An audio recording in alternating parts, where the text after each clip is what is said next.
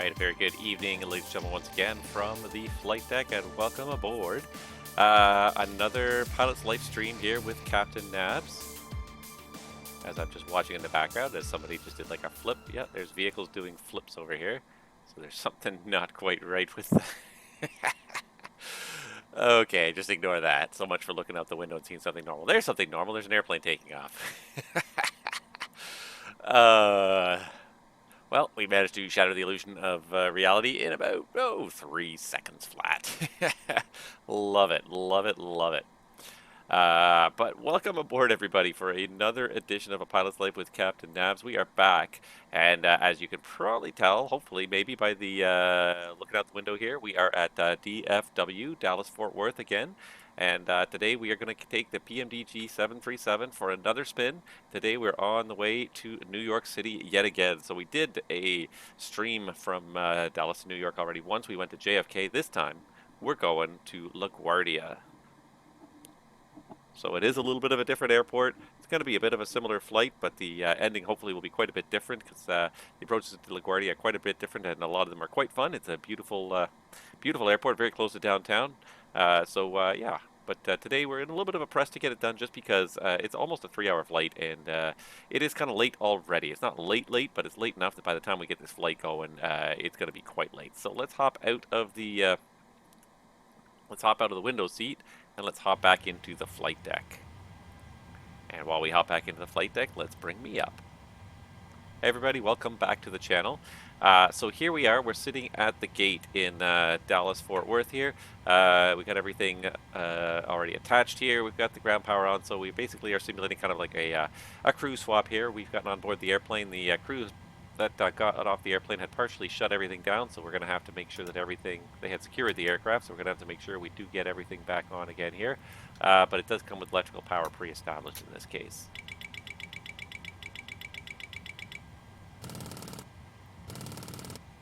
We're at it. Let's look at the crew oxygen level, passenger oxygen's normal, engine controls are all normal, landing gear lever switch is normal, and yeah, just gotta check the other fluid levels here. So oil quantities okay, and hydraulic quantities are okay. And while we're here as well, we're just going to very quickly make sure that we are fueling the aircraft. So let's start that fueling. We got to take about 25 tons with us today. There is some inclement weather en route, so we're going to have to sort of fight that off as we go, but we'll get that, we'll deal with that bridge when we come to it. For now, it's going to be a pretty quick setup process. We want to get this up and running, so yeah, just bear with me. We're going to get this flight underway as quickly as we can. The one nice thing, of course, is that we have VATSIM ATC tonight. That's one of the reasons why I did this in an evening, was to get some ATC, to get some interest, and if we can get 10 people watching this stream, I will bump up the failure rate to a much higher rate than it is right now. I think it's just at service-based failures, but I will turn on random failures and get us a random failure. So yeah, please tell your friends, tune in, and if we can get up to 10, we're going to turn that failure rate up to 10 per hour, which is probably going to trigger a failure at some point during this flight. So in the meantime, though, we're just going to check everything and make sure everything is up to date here. So we have a current aircraft database. We do have the correct database indicated there, 737-700, and we are going to have to grab a current position from our GPS system. So the GPS, feed it into the FMS and let the IRS align. We're going to set this up, as I said, pretty quickly. I'm not going to take too much time to explain the aircraft just because I want to get this flight underway. So we're going from DFW to KLGA, LaGuardia in New York. Our flight number today is American 1330, so AAL 1330. And there we go. We do have some controllers here at DFW from the ground on up. Hopefully they'll stay here for long enough for us to get out of here. So we're going to check what the ATIS says here. So I've got the ATIS up on my other screen, and we get information hotel. It looks like we're working northbound here. Let's see here. Southwest parallel traffic departing runways 36 right, 35 left. So I'm going to go with 35 left for departure based on our initial fix. So departure 35 left, and let me pull up our flight plan here. SimBrief, show me a flight plan. And here's our flight plan today. So routing's not too difficult. It's the Triton 3 to Luce and Q34 to Gainesville and the Corey 4. So it's actually pretty straightforward. So Q34. So let's check for the Triton 3 here. There it is, Triton 3. Loose intersection is the only transition, perfect. And then it's Q, what did I say, 34? Q34 to Gainesville. Q34 to Gainesville, and then the Corey arrival into LaGuardia. Again, looking at this, SimBrief is just going to give me a quick plan. It's got runway 22 as the plan, so we'll go with that for now, and maybe it'll get switched. ILS 22, the Corey 4, Gainesville transition, boom. Wow, that was actually a really quick one to set up there. Then there's a discon at the end of the arrival vectors onto the approach. That's fine. So we can activate that, execute it, and get into the perf init page here really quick. And so let's see here. So fuel is fueling right now. So ZFW, again, go to the flight plan. Scroll down until you get to, oops, no, actually scroll up, my bad. There it is. So estimated ZFW is going to be 111.4. And we'll correct that once we get to the after start section here. And actually, before I forget, I do have my self-loading cargo here ready to go. So let's get the self-loading cargo going here. So as soon as you're ready, you can open the doors and start letting the passengers on board. Thank you. All right, and they started boarding that way. Again, back to SimBrief. No problem. All this stuff in my flight plan. Fuel. So reserve fuel, we're going to need 3.4 plus 2.1. So that adds up to 5.5. So we need 5.5 to go to our alternate, which is Boston. We're going to do a full cost index today. I think the most SimBrief will plan us at is 80. So we're going to go with 80. The cruise altitude 37,000 feet. 229 at 44. So 229 at 44 is the wind. Oh, it won't let me do it because I haven't put an altitude yet. Son of a gun. Okay, so cost index 80, 370 is the altitude, and I believe 229 at 44. 229 at 44. There we go. So we can execute that and get our performance. And I'm going to use my handy dandy little calculator because it's really good at giving me some reduced performance numbers here. So I can just pull it up on my digital device here. And first of all, I'm going to switch it to the imperial weight because that's what I'm using. KDFW-35 left, the departure runway. And outside temperature, let's just check the ATIS here. So we're looking at 27 degrees, 2990. 27, 2990. And we'll do a flap 5 takeoff, takeoff 2. Estimated takeoff weight today is going to be, we're going to go back to perf init for this.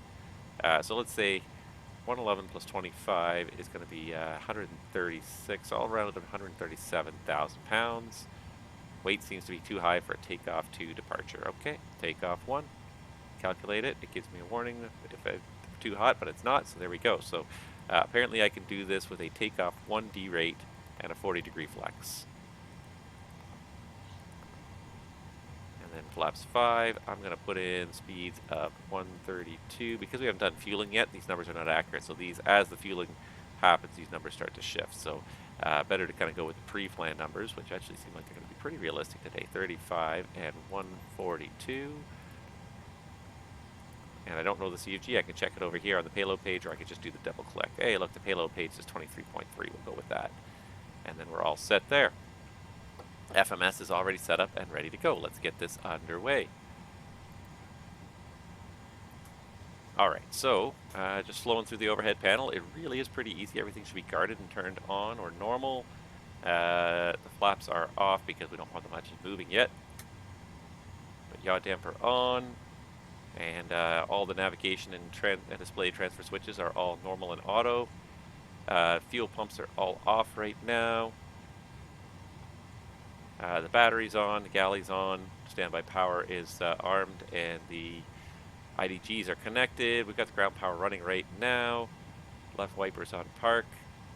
No lighting needed right now. All the cooling fans are normal. And standby one moment.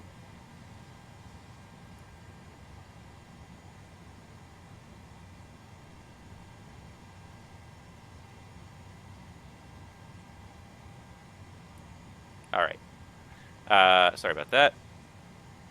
So we got, yeah, emergency lights are now armed. The seatbelt should have been off. I don't know why it was on when we sat down. Looks like fueling is done. Nope, fueling is still happening, so that should be off. Whenever you're fueling with passengers on board, the seatbelt sign should be off. It's an indication of flight attendants that fueling is happening and they need to be at their stations ready to evacuate, potentially. Right windshield wiper is in park. Window heat's got to all go on. Probe heat stays off. Anti-ice is all off. The hydraulic panel is set correctly. Engine's on, but electric's off. We got a bunch of doors open. That's normal. Hold for 5 seconds. You should see the green light. I did see it. It was very faint, but it's there. Cabin altitude is showing, should be showing field elevation pretty much here. Yeah, I guess it's showing just a little above 0. We don't need to worry too much about the air temperatures. The recirc fan is in auto. We'll get the packs turned to auto right now. Isolation valve is open, and all the bleeds are on right now. We said 37 is going to be our cruise for today, and New York is pretty much sea level, so we'll put 0 there. Manual is in the neutral position because we have the auto pressurization control on. Lights, just a quick scan across here. Everything is off except for the nav lights, and we'll switch the ignition channel. So last time we must have used the left channel, so today we're going to use the right channel. Try and even out the wear on those. All right, and let's just go through the rest of this, make sure everything's good. So the IRS is obviously aligned because we've got our moving map and everything up here. We can turn on the flight directors. Actually, they were already on, but they were not activated properly, so let's turn them on now. There we go. And we can arm our auto throttle as well. The TCAS does appear to be on because we've got the arc rings here. The altimeter we said was 2990, so let's set that. 2990 on the left and on the standby. There we go. And yeah, I'm happy with all the rest of the settings right now. I believe we've got stations on there, and that's fine. Speeds, so V2 should be copied from there, so 142. The heading for departure, I'll have to pull up the charts for this. I forget exactly what it is, but it's something in the neighborhood of 350, because it's runway 35, somewhere in this neighborhood. So let's pull up my latest flight plan from SimBrief. Yeah, let's get that SID in there. Open chart list.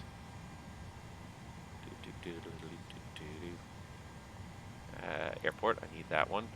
And SID. So we're on the Triton departure. Somebody's texting me. It's probably my clearance coming in. Why can I not see Triton departure here? What's going on? Am I just blind? Yeah, I could be blind here. There it is, Triton 3. There we go. All right, Triton 3. So what I'm looking for right now is a top altitude, which is 10,000 feet, and a runway heading going northbound is 356. So 10,000 and 356 is what I need to know right now. Winding it up slowly but surely. 10,000 and 356. And we will arm LNAV because it is an RNAV departure. VNAV is armed as well. And there we go. Our guidance panel is basically set up for departure here. We've got LNAV, VNAV, and the auto throttle armed. Just going to test the FMS and auto throttle annunciators there. And test all the lights in the flight deck. Everything should be on. There's 1,000 lights in this flight deck, and they all appear to be on. Including my seat there. I might have to remove my seat one day from this. I think that's an option in the menus. Alright, so that's all set. N1 and speed are going to be set automatically by the FMS. We need RTO on the auto brake, reset the fuel flow. We've already checked the systems page. All the transfer switches are all normal. The GPWO switches are all guarded. Just going to do a quick control check and make sure that, yeah, my controls are all configured correctly. I'm pretty sure I did that, and the park brake is on. We're going to set the trim in a minute here. For now, let me just look down like this and go fault test, and then this one, for some reason, this switch is so small, it's very hard to kind of get the right spot for it. the red light as well there. Perfect. And then again with the cargo fire test, you should see the red lights there as well. Alright, so that's all looking good. I'm going to check the frequencies in just a second to see what frequency we should be on. We should be at standby at the gate. I keep forgetting to put this transponder to standby every time I shut it down, so it's a little bit unprofessional of me. Okay, let's see here. What do we get? We got... Alright, DFW was just asking me if I got a clearance yet. I did not. Let's see here. Let's just do a couple of housekeeping items. So because the fuel load is now where it should be, let's release the fuel truck. And while we're at it, we can't leave the baggage handlers because they'll stay. And then as soon as I call this tug in a second, it'll all automatically release itself. So it seems like everything is kind of set up. We're boarding, but the fueling is done. The fuel truck is leaving. He's disconnected, so we can go ahead and start the APU. You cannot start an APU when a fuel truck is hooked up to the aircraft. As a safety regulation pretty much everywhere. So now that he's removed himself from the aircraft, we're going to start the fuel flowing from the right forward tank, and we are going to start the APU, and it'll take a couple of seconds here. I'm just going to reset this, so if anything goes wrong with the APU in a second, it'll alert me. But otherwise, I think we're doing okay here. Just waiting for that to start. And in the meantime, I guess we can also think about doing a briefing.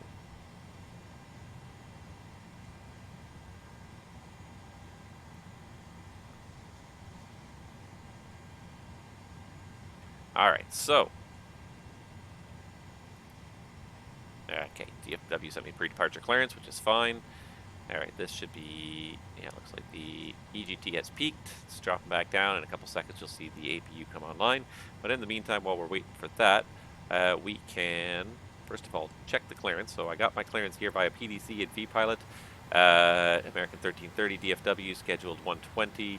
Well, so much for that. Flight level 350, Triton 3, loose, Q34 Gainesville Corey 4. That's exactly as it was filed. Climb via the SID, departure frequency is 2502. Squawk is 2203. Alright, so now ground power is available, or APU's off bus. So now we can get the power on the APU. And don't let yourself get distracted in this business, because I just did. And I've already forgotten what it says. Okay, 2203, 2502.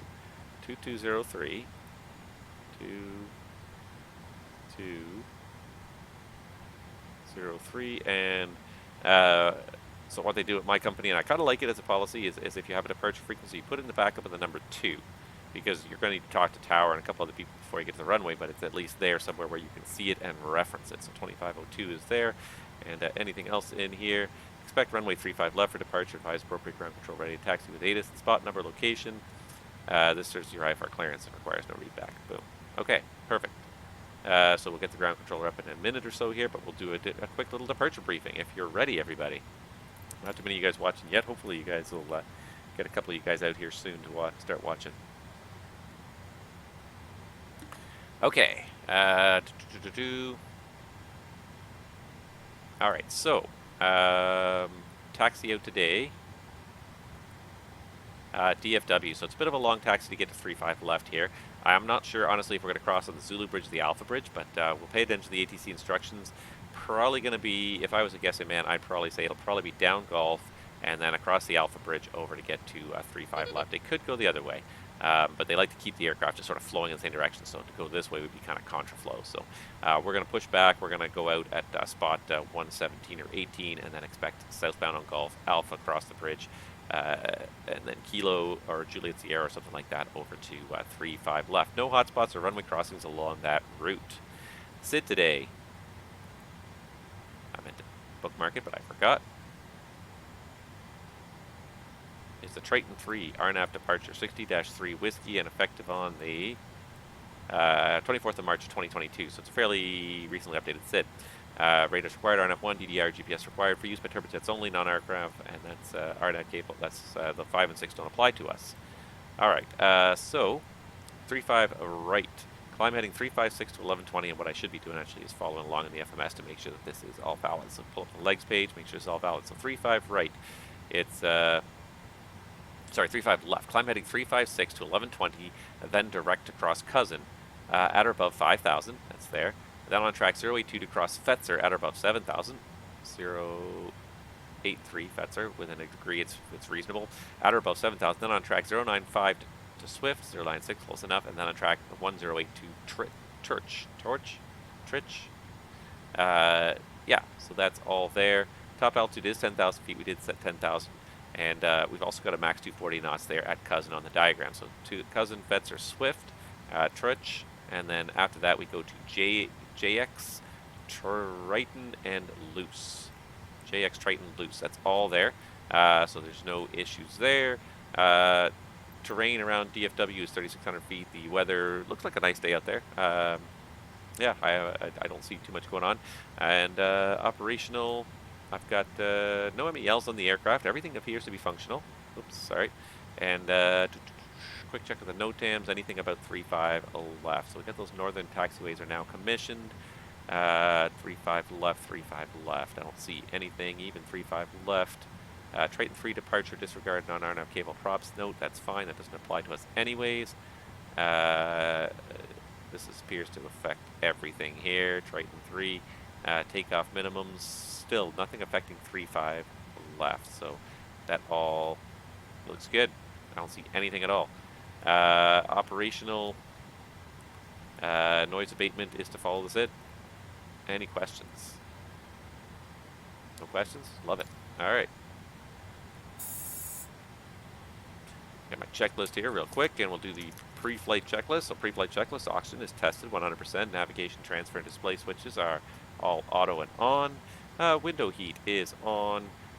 Pressurization mode selector is auto. Flight instruments, we've got heading of 042 matches, and altimeter 2990 set.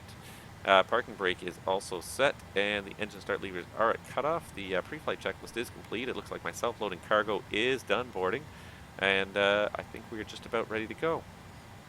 So today I'm going to be doing something a little bit different. I'm going to be using Pushback Express, but I am going to be using it with a button control. I have been able to make this work with button control. I still have not been able to make this work with voice control. So not sure really what's going on there, but yeah, we're going to use the button control here today to try and control it. I still have rudder control on. Go ahead, flight tech. We will be ready shortly. Roger. So here comes the tug. You heard the door close. There they go. Ready to start their part of the flight. Let me just check my SimBit world here. It is in the start flight mode, so it should be good. Yeah, I do have an aircraft selected, right? Yeah, I do. Okay, perfect. So they're connecting that, and I think we're just about ready to go. Just going to do one quick thing here, which is I'm just going to put out 2 pokes to everybody, because I don't see too many people watching, and I know you guys some of you guys are watching, you want to see some failures, but I'm going to stick to my rule. Need 10 viewers. If we get 10 viewers, I'm going to bump the failures up to a point where we're probably going to get a failure on this flight tonight. So let me just really quickly send out a community post here.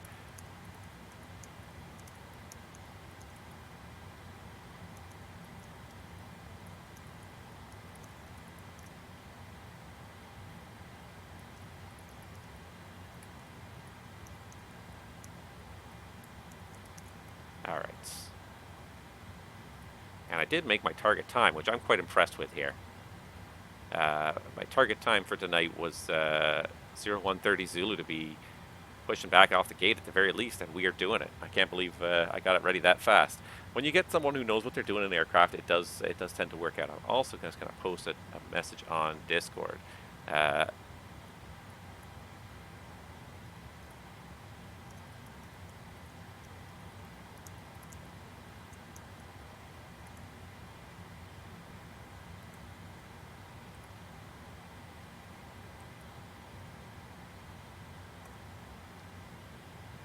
Alright, so I'm going to send it to everyone on Discord as well, and hopefully we'll get enough viewers that I can turn on failures before we even start going here. But I really do want to see those failures come up. I want to see, so I do want to see you guys watching and commenting as well. Please do. Let me just see. I have it here somewhere, but I've lost where I put my Twitch feed over here, my Twitch comment feed. So let me just bring it up again, and there goes that parking brake, that pesky parking brake. If I even so much as like breathe on my rudder pedals, it seems to turn off that parking brake. So, all right, but I think we are ready to go here. So let's get this going. Before start checklist, so let's get everything turned on that needs to be on. So fuel pumps, all the fuel pumps on. We need to make sure that the packs go off. Oops. Packs off. And the seatbelt should be on now. As pull up that. The seatbelt should also be on now because we are fully fueled. Anti-collision light should go on.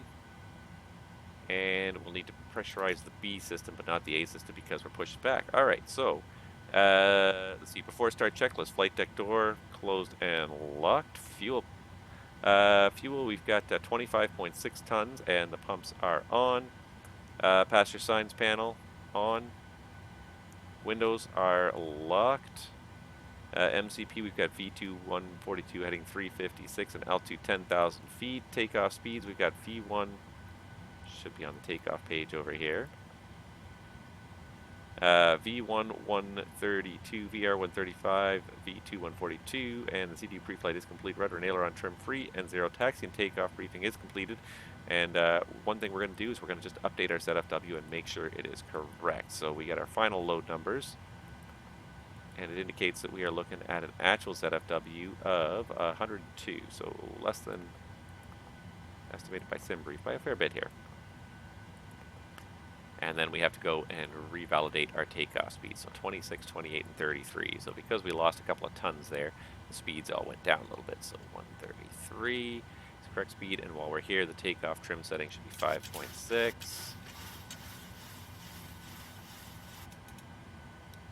That's one thing I've noticed, and I don't know if PMDG is on it, but if you do load a panel save state, it doesn't move the trim wheel. The trim will actually be recorded in a separate position. But until you actually adjust the trim wheel, you won't see the trim indicator move to that new position. All right, so flight controls, field differential pressure. We got low pressure on the one side. That's fine. All right, are we ready? Yeah, so we got all that done. Anti-collision light is on. Yeah, we're good to go here. Let's just have a quick look behind us. Anybody at all? Nobody at all? All right. And the other thing I've got to make sure as well is that we did remove the chocks. So let's remove the chocks. I'm going to just do one experiment here, because I'm told it works, but sometimes it doesn't work. Cockpit to ground. Go ahead, flight deck. We are ready for pushback and engine start. Roger. Release the parking brakes, please. Seems to work today. The other day I was trying to use it, and the only way I could get it to recognize pushback express was if I put the chocks on. All right, so here comes the parking brake. Parking brakes released. Pushing back. Let me just get myself into a comfy position here. There they go, and I am in rudder mode, so I should be able to steer for this pushback here. You are clear behind, and what's going on here, buddy? Your engines at your discretion.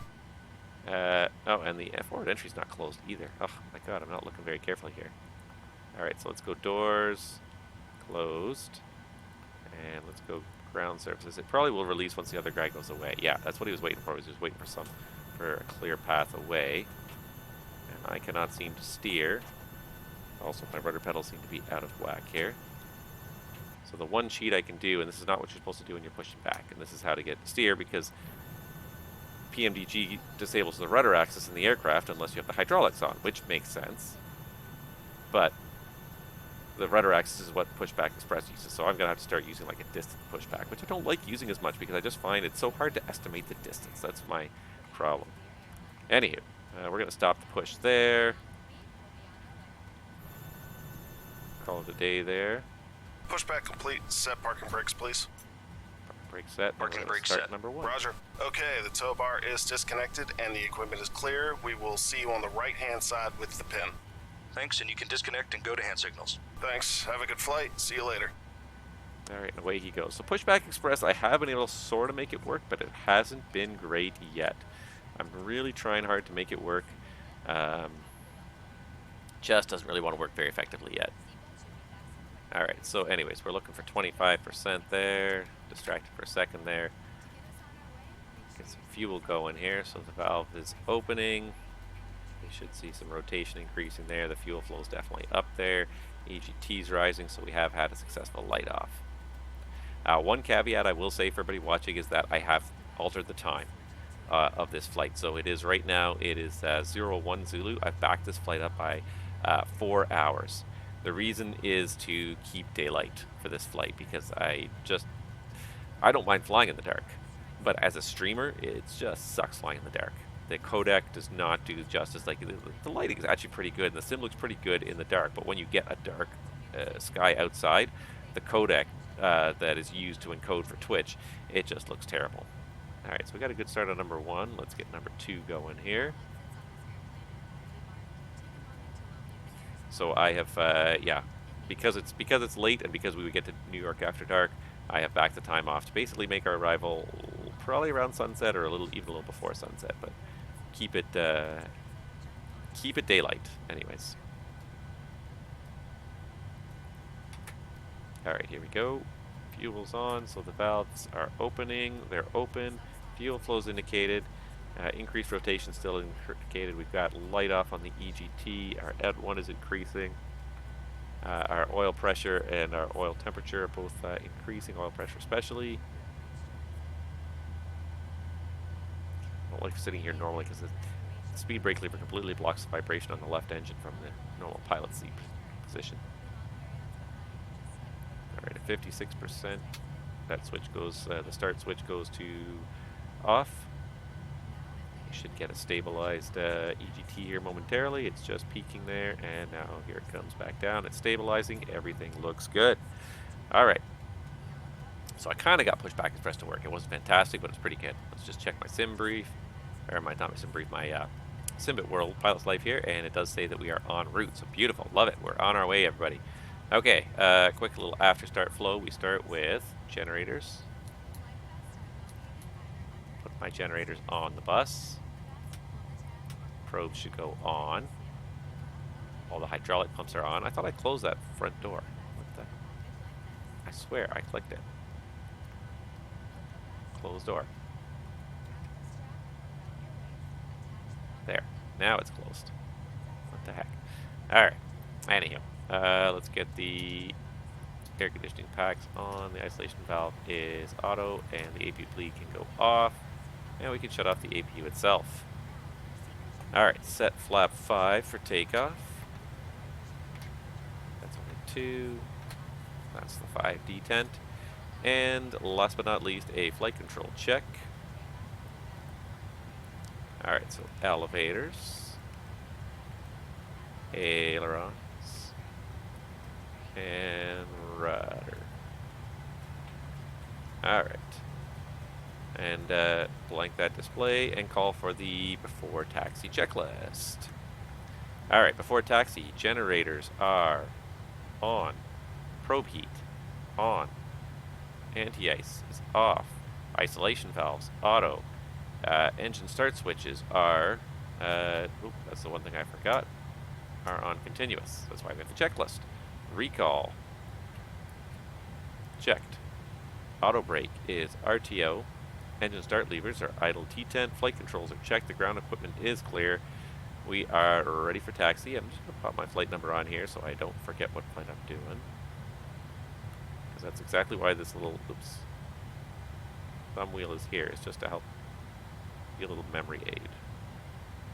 Alright, and the last thing I need is just to know what the ground control frequency is here. So 2165. 2165.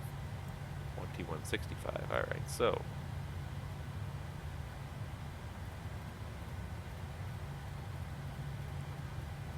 2165, get that up, and while I'm at it, the tower frequency is going to be 2655.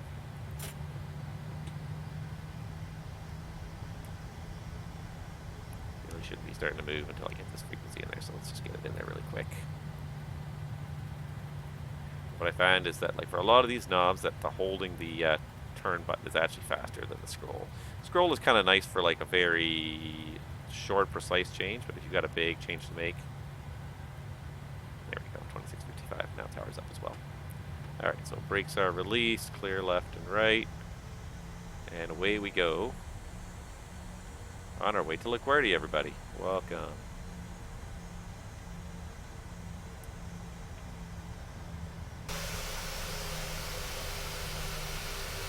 she goes. Flaps are down.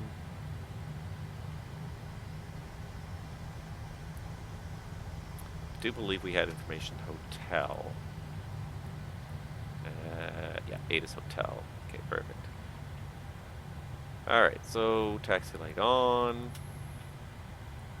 So what we're going to do here is just a very little bit unorthodox, not unorthodox, but a very little bit different from the real world DFW because there's not enough traffic to make us have to do this. But in the real world DFW, you just simply taxi up onto the spot, listen up on the ground frequency, and then don't say anything.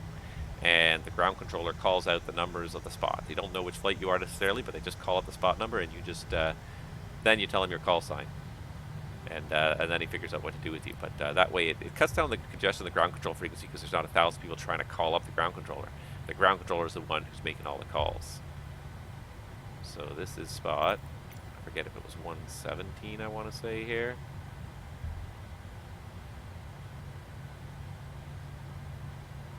Spot number should be on the ground here, but I don't see it. This is the default scenery, so it's not bad, but it's not necessarily complete.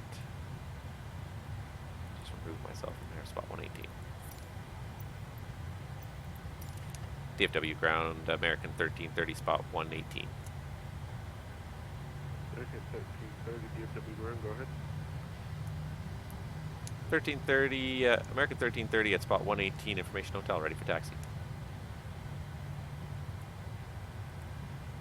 American 1330, thanks for hotel, runway 35 left, taxi via Golf. Alpha, Kilo, Echo Quebec. Golf Alpha, Kilo, and Echo Quebec for American 1330, thanks. Alright, so left turn on Golf, and it's pretty much as expected. Left turn on Golf, all the way down to the Alpha Bridge, then Kilo, Echo Quebec, which is the middle lane for runway 35 left. Come on. She's a bit of a heavy beast. We got 25 tons of fuel. We only have about a half load of passengers, so it shouldn't be that heavy, but it's heavy enough. It doesn't want to go.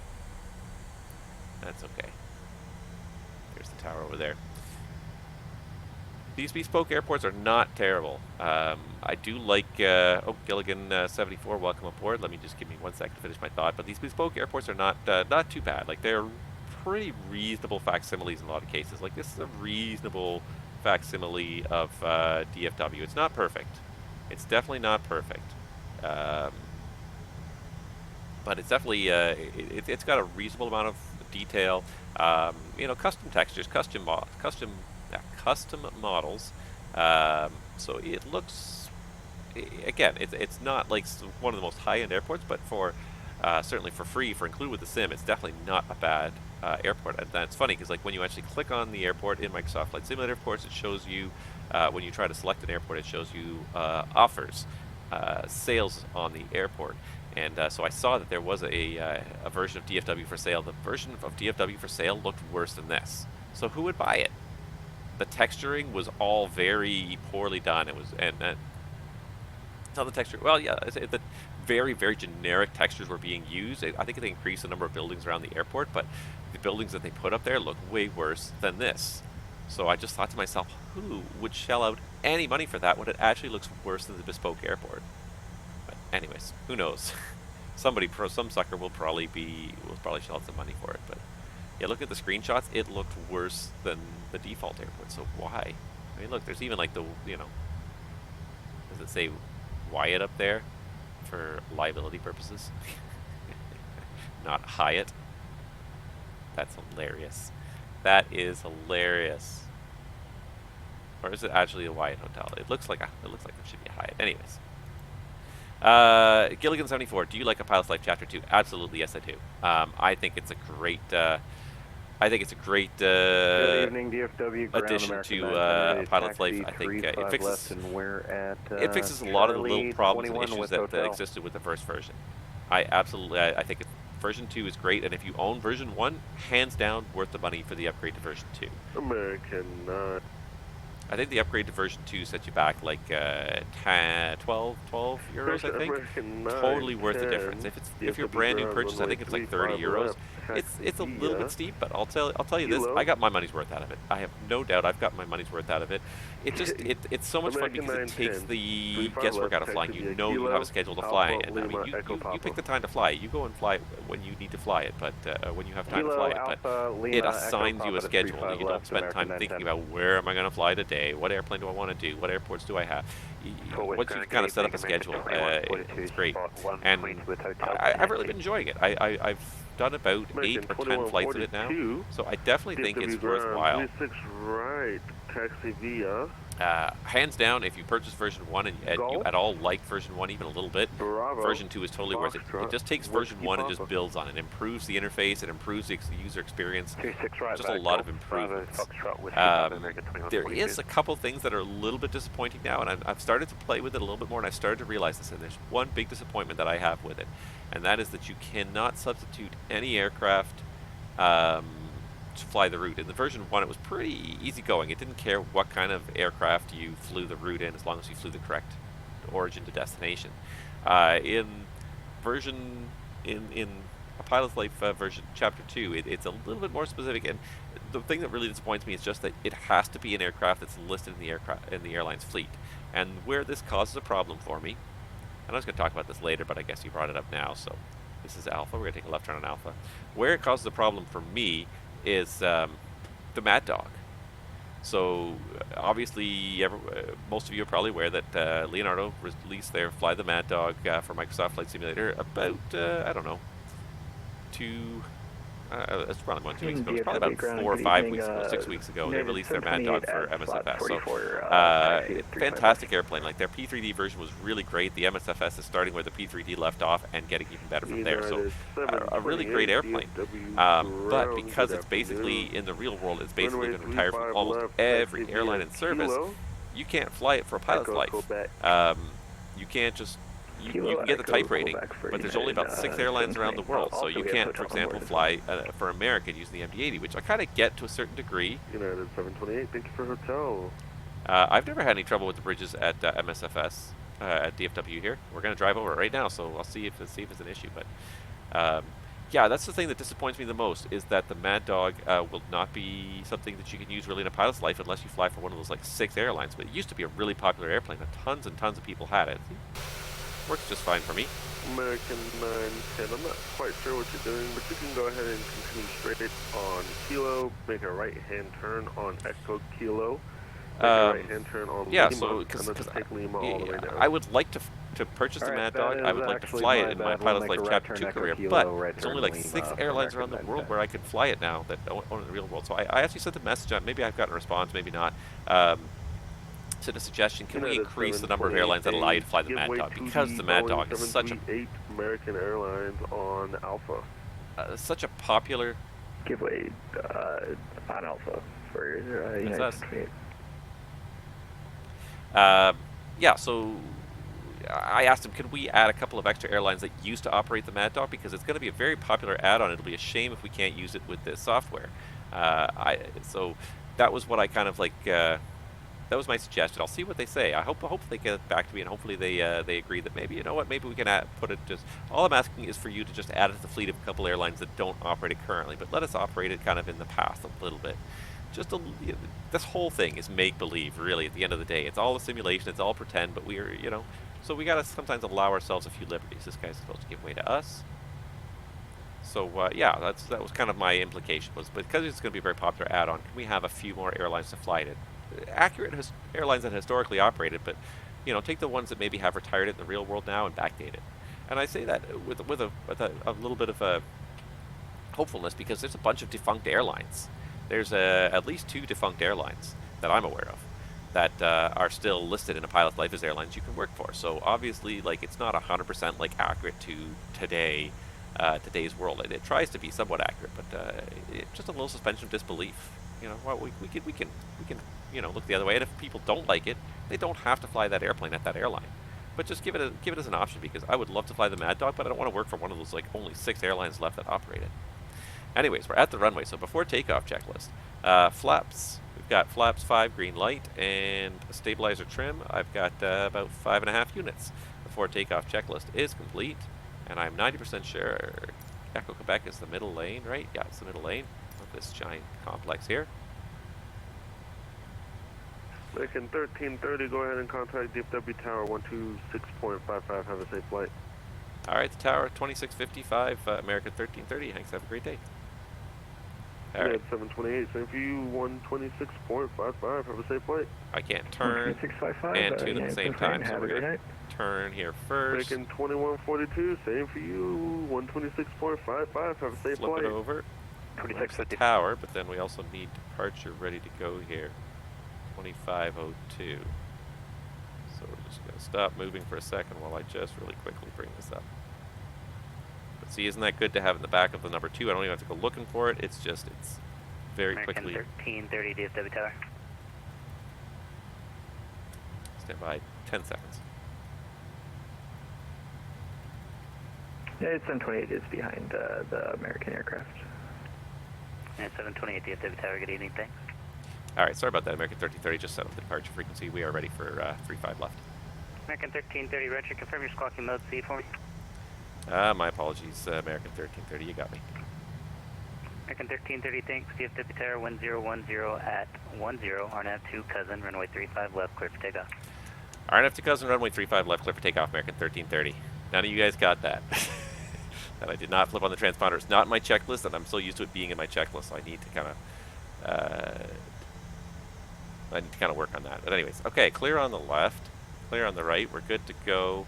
First of all, let's get the strobes on. And you know what else I didn't do? In my self-loading cargo, I didn't charm the flight attendant, so now I gotta just roll very slowly to position here while they quickly secure themselves. I'm supposed to do that as we roll into holding bay. Again, things that I think most airlines can tend to usually have on a checklist. American 2142 DFW Tower. American 2142. American 2142 DFW Tower, good evening, 1010 at 10, RNAV to G-Vine, runway 36 right, clear for takeoff. RNAV G-Vine, 36 All right, make sure the auto throttle is armed. United 728, traffic's underway, runway 35 left, line up away. Line up and wait. All right, there they are. They're secure. So there we go. 40% stable. Toga.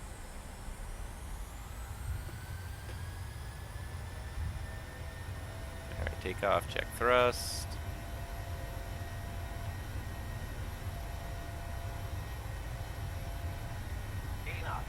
Checked.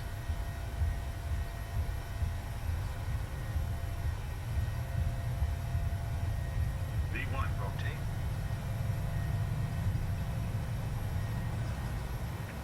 Positive reincline. Gear up.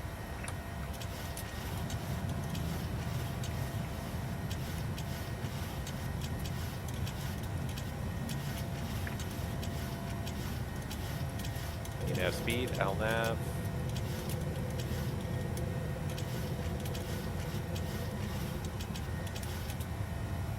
Where is it leading? United 728 DFW Tower 1010 at 10, RNAV to cousin, runway 35 left, clear for takeoff. RNAV cousin, United 728, 35 left, clear for The takeoff. command on. American 1330, contact departure 125.02, good night. Departure 12502, American 1330, good night.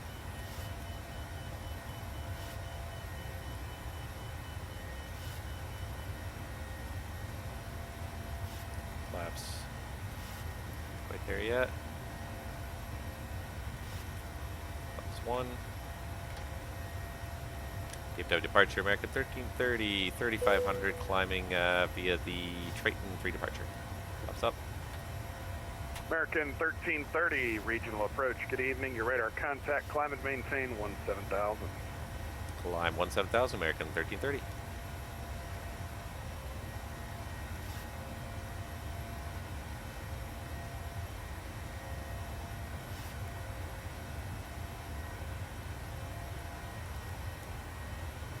Start that flight timer. Should have started at the takeoff roll, but anyways. Everett 2343, taxi to parking V Alpha. Have a good night. Parking V Alpha, Everett 2343. Okay, so we're coming up to Cousin. We've already made it to, oh, haven't quite made it to 5,000 yet, but we're just about to. There's 5,000 for Cousin. Still got the 240 knots max. kind of exceeding a little bit just because the wind is shifting, but we're doing pretty good there. All right, just going to sync my thrust levers and a quick after takeoff flow. So we're going to make sure that all of this is on. Those can go off. Delta 5834. That can go off, and at 16,000 feet. there you go, landing gear Delta is off. 5834, regional approach. Good evening. All right, after DFW takeoff altimeter checklist. Engine 299 bleeds. 0. You can expect a visual On. approach runway 35. Packs, auto. Landing gear is up and off, and flaps are up, no lights. After takeoff checklist is complete. 5834. American 1330, clear direct torch. Direct torch, American 1330, thank you.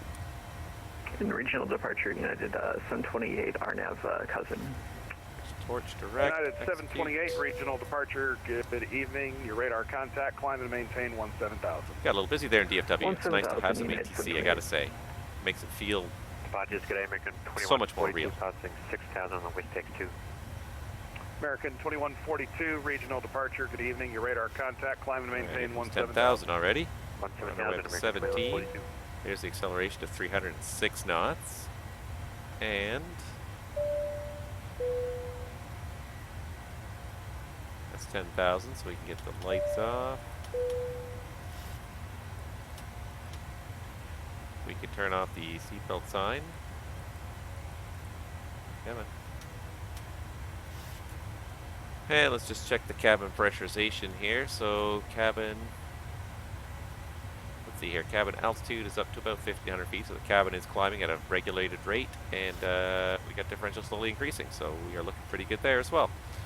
Alright, and the other thing you would do normally, in the real world at least, when you reach 10,000 feet, is you'll normally set guard on number 2, 21.5. And you always listen on 21.5 in case you lose track of ATC and they're trying to get a hold of you, and also you can hear Enterprise Office 4, any we are other emergencies that may crop up.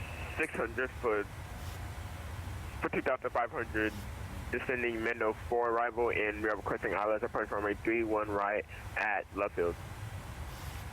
Alright, there goes DFW behind us. Approach. Good evening, Dallas So Love beautiful out here. What a 2991. beautiful You can expect simulation. the ILS runway 31 right. Looks like a nice day out here too. Expect the ILS runway 31 right, and Don't know if that'll hold. I was looking at my SimBrief and it looks like there is some nasty weather between us and United 728, clear direct to Kuna. between us and New York that Direct we're going to have to at some point pass through. 728. Somewhere around like Nashville by the looks of it, we might have And to good pass evening, through it. departure American 910, currently climbing through 2,500 for 6,000. So anyways, looks like the DFW bridges work just fine for me, so Regional departure. Good evening. if Your people are radar having problems with contact, it, climb and maintain I've managed to 17,000. make them work just fine every time. I haven't to had any issue with it. 17,000 I have had American issues with 910. other versions in P3D, for example, but in MSFS, the DFW bridges seem to work just fine for me. So I don't know what could be called American customs 1330, issues. contact Fort Worth Center 135.17. Good night. Fort Worth Center 13517 for American 1330. Good night. 3517. Regional approach Southwest 343 at Dallas Love, loading towards 31 right.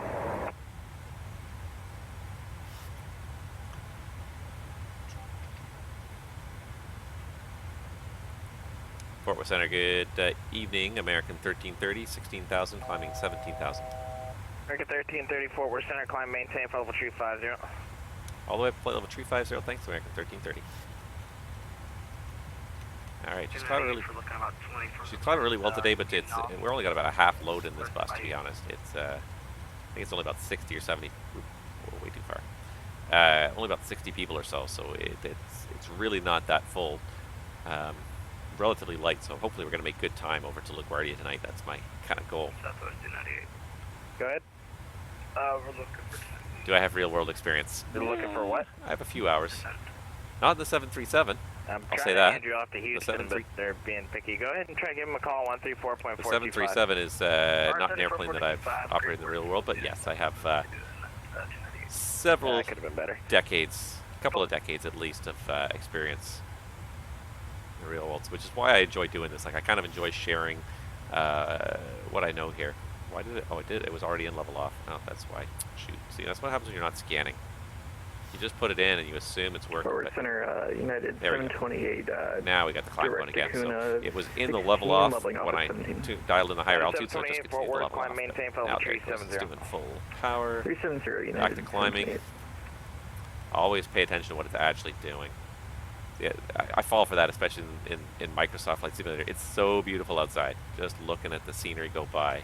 Citation 4 Alpha Delta, it's easy to get distracted. Kansas City Center 125. There's transition set standard.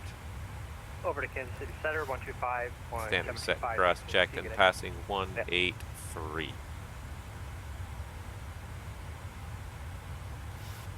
All right, how are we doing now?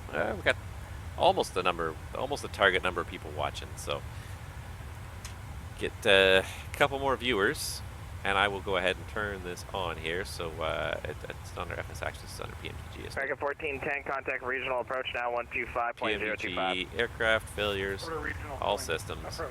I have service-based failures on already, so there's always a chance something could fail on any flight. And that is just policy for me. One of the reasons I love PMDG products and I like is the idea of service-based failures. There's a statistical chance that any component in this aircraft is going to fail, and 737s especially have, and the NG series has operated so many millions and probably tens of millions of hours that they know to a very fine degree what exactly is the likelihood of any one component failing. PMDG has programmed those failures in, and if you turn on service-based failures, there is that chance that in the real world a failure will occur of any piece of equipment. There's a chance it'll occur in your airplane. And in the previous iterations, I don't know if it's true anymore in the MSFS version, but in the previous iterations, it also was reflected in how you treated your aircraft. If you overstressed your aircraft, overstressed the components of your aircraft, they were more likely to fail. If you left these fuel pumps cavitating for hours and hours, as I am wont to do sometime, you were more likely to get a failure of those pumps. So that was part of it too. Like there was basically like a wear record being stored with each aircraft, paying attention to what was being worn out and failing things appropriately. In the videos that I saw, I didn't see PMDG mention anything about whether or not the wear was, whether or not the service-based failures were related to wear of the components, or whether it was just a statistical average of whether components are going to be failed regardless of how they're treated. But regardless, I've got that on right now. If we get a couple more people watching this channel, I'm also going to turn on random failures, which will likely cause at least one system to fail between here and New York. We'll have to run the QRH. We'll have to assess the implications of whatever system fails, and carry on, or make some kind of an alternate plan. And that's part of the fun, part of the game. Is let's see if we can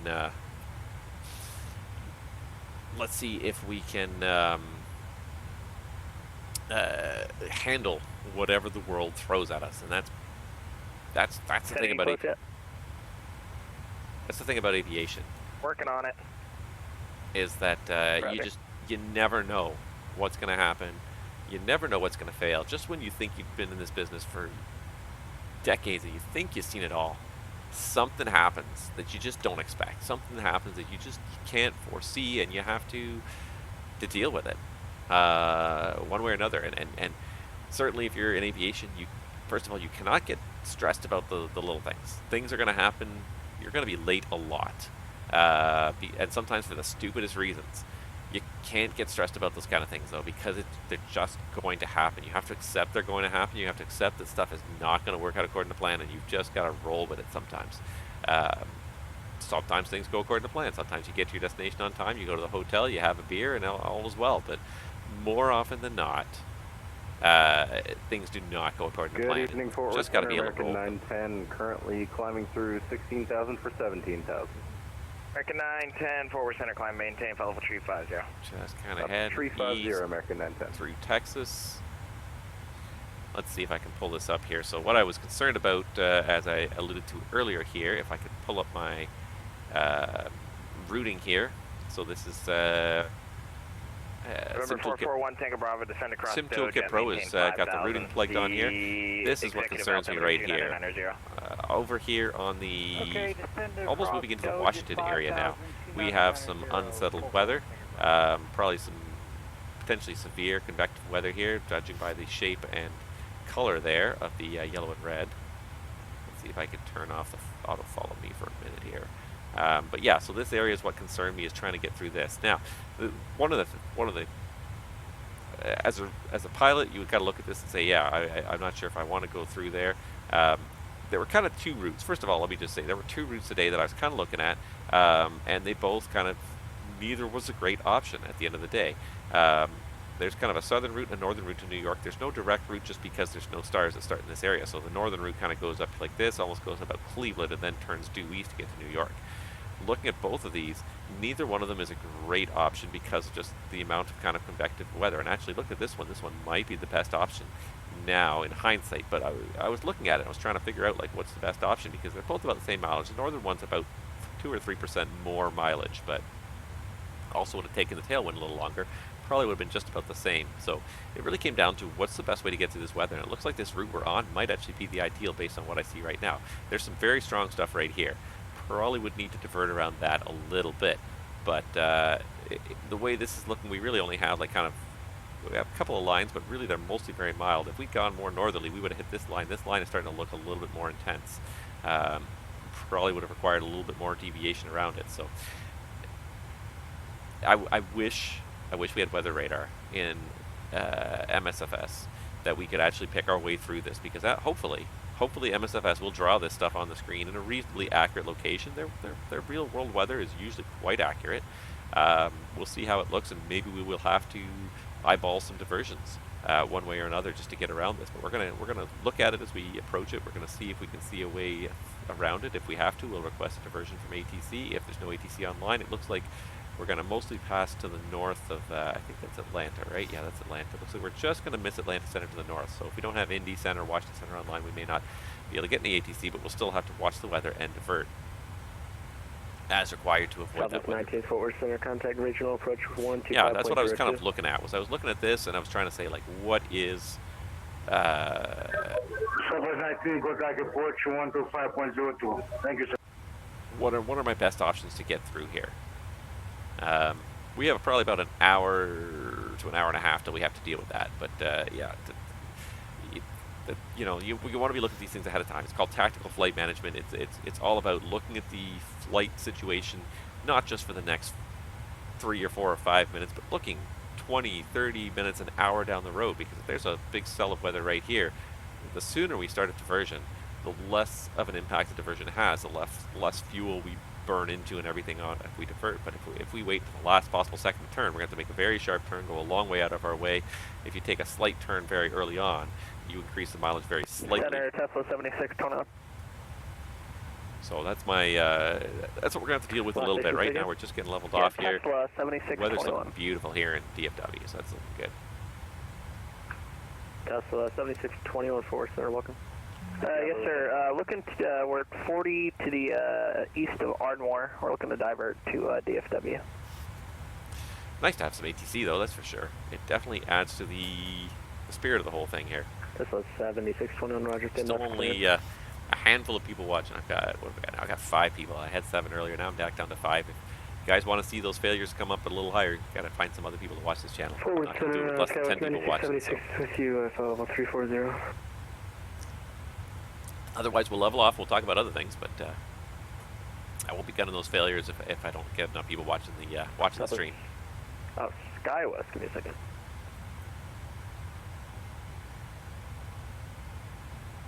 SkyWest 9626 Fort Worth Center, squawk 2276. We're just going to get ourselves leveled off here at 350, so we have about 3,000 feet to go, not even. Once we get leveled off at 350, we can start chatting about various different things. And even as we're getting up here now, you can see in the distance, there you can start to see the front there. There's definitely some cloud buildups up there. We'll see how accurate Microsoft's weather engine places these things, but there is definitely some weather forming out there. In the meantime, just enjoy the airplane for what it is. So they're calling United 1739? It's a really nice looking airplane. Affirmative. We did close the door eventually before we left. Yeah, they did close the door. Thank you for that. You guys, it's be time getting it done. United 1739, squawk 2277. Squawk 2277 for United 1739. So I was using one of the preset views, so how can I... Fort Worth 611.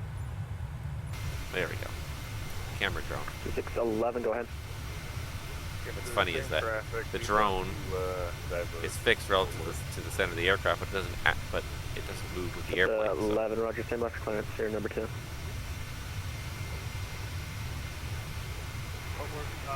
And I'll just take the drone right out of it.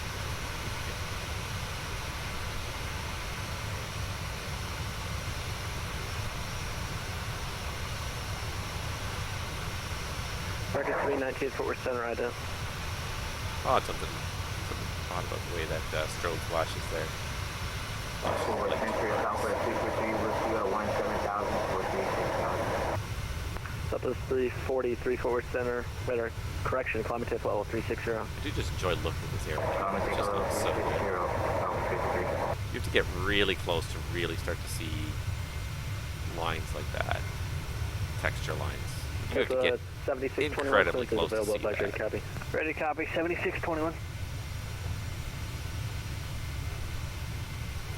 I'll also say that this is not one of the prepared liveries. This is a livery I found on FlightSim.to because American does not operate actually 737-700s. They operate 800s. So again, a little bit of artistic license being taken here, but I just had to fly this airplane once it came out. It's such a fun airplane to fly. The bridge 3 arrival, DFW altimeter 29901. Just for so many reasons. First of all, it just works. Anything you do in the flight deck, moving switches, using the FMS, it works. There's nothing you have to say, well, I wondered if they programmed that in. They programmed it in. There's nothing that does not work on that flight deck the way it's supposed to. I think the only thing that doesn't really do anything is the cockpit door switches. But that's about it. Everything else does what it's supposed to do, which is one of the reasons why I really enjoy flying PMDG products. They program everything to work. So that's one of the reasons why I enjoy PMDG products. But then again, it's also the failure models, the ability to fail many different components. And if we start failing things, I may carry those failures over several flights until we can get back to a maintenance phase. So we may have to look up and see if there's an MEL for the 737 and see what we can defer, and we may leave some failures failed for subsequent flights and deal with them as an MEL, as something has failed, and we just carry on. There's an extensive number of systems in any aircraft that can be failed, and we can still go flying. You can't have a lot all failed at the same time, and certain ones are obviously incompatible. If you've lost the bleed on engine 1, you can't also fly without the bleed on engine 2 and vice versa. But there's tons of different MELs out there, different possible pieces of failed equipment that we can still go flying with. So again, I look forward to that challenge as well. One of the reasons why I kind of am looking forward to triggering a failure, if we can get one, is I will carry that failure on to at least a couple of flights and again deal with it. Does it affect your flight planning performance? You know, do you need more?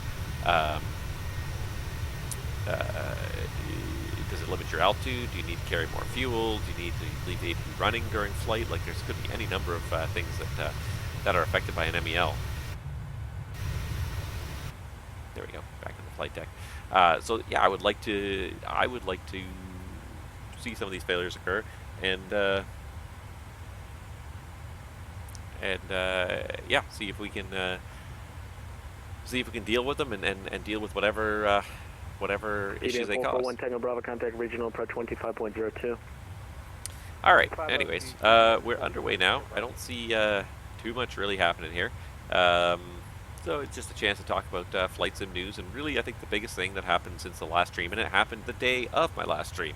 Shortly after I finished my last stream, I was scrolling through FS Elite, and sure enough, Fenix released their A320 for Microsoft Flight Simulator, which is going to give PMDG a run for its money in terms of being one of the most detailed and realistic aircraft to be visited upon this sim yet. Anyways, I don't know what else is being planned, but certainly it is right up there to see what the videos that they put out ahead of time, talk about the various systems, showing off the various systems and how the aircraft behave, to read the reviewers who have looked at it so far, and I haven't watched all that many, but I've watched a few people. I've watched a few real-world A320 pilots sit down in the airplane and try to fly it, and 7621, turn left, heading from everything I've read, it looks like it is an extremely high-quality add-on. It looks like it is right up there with PMDG,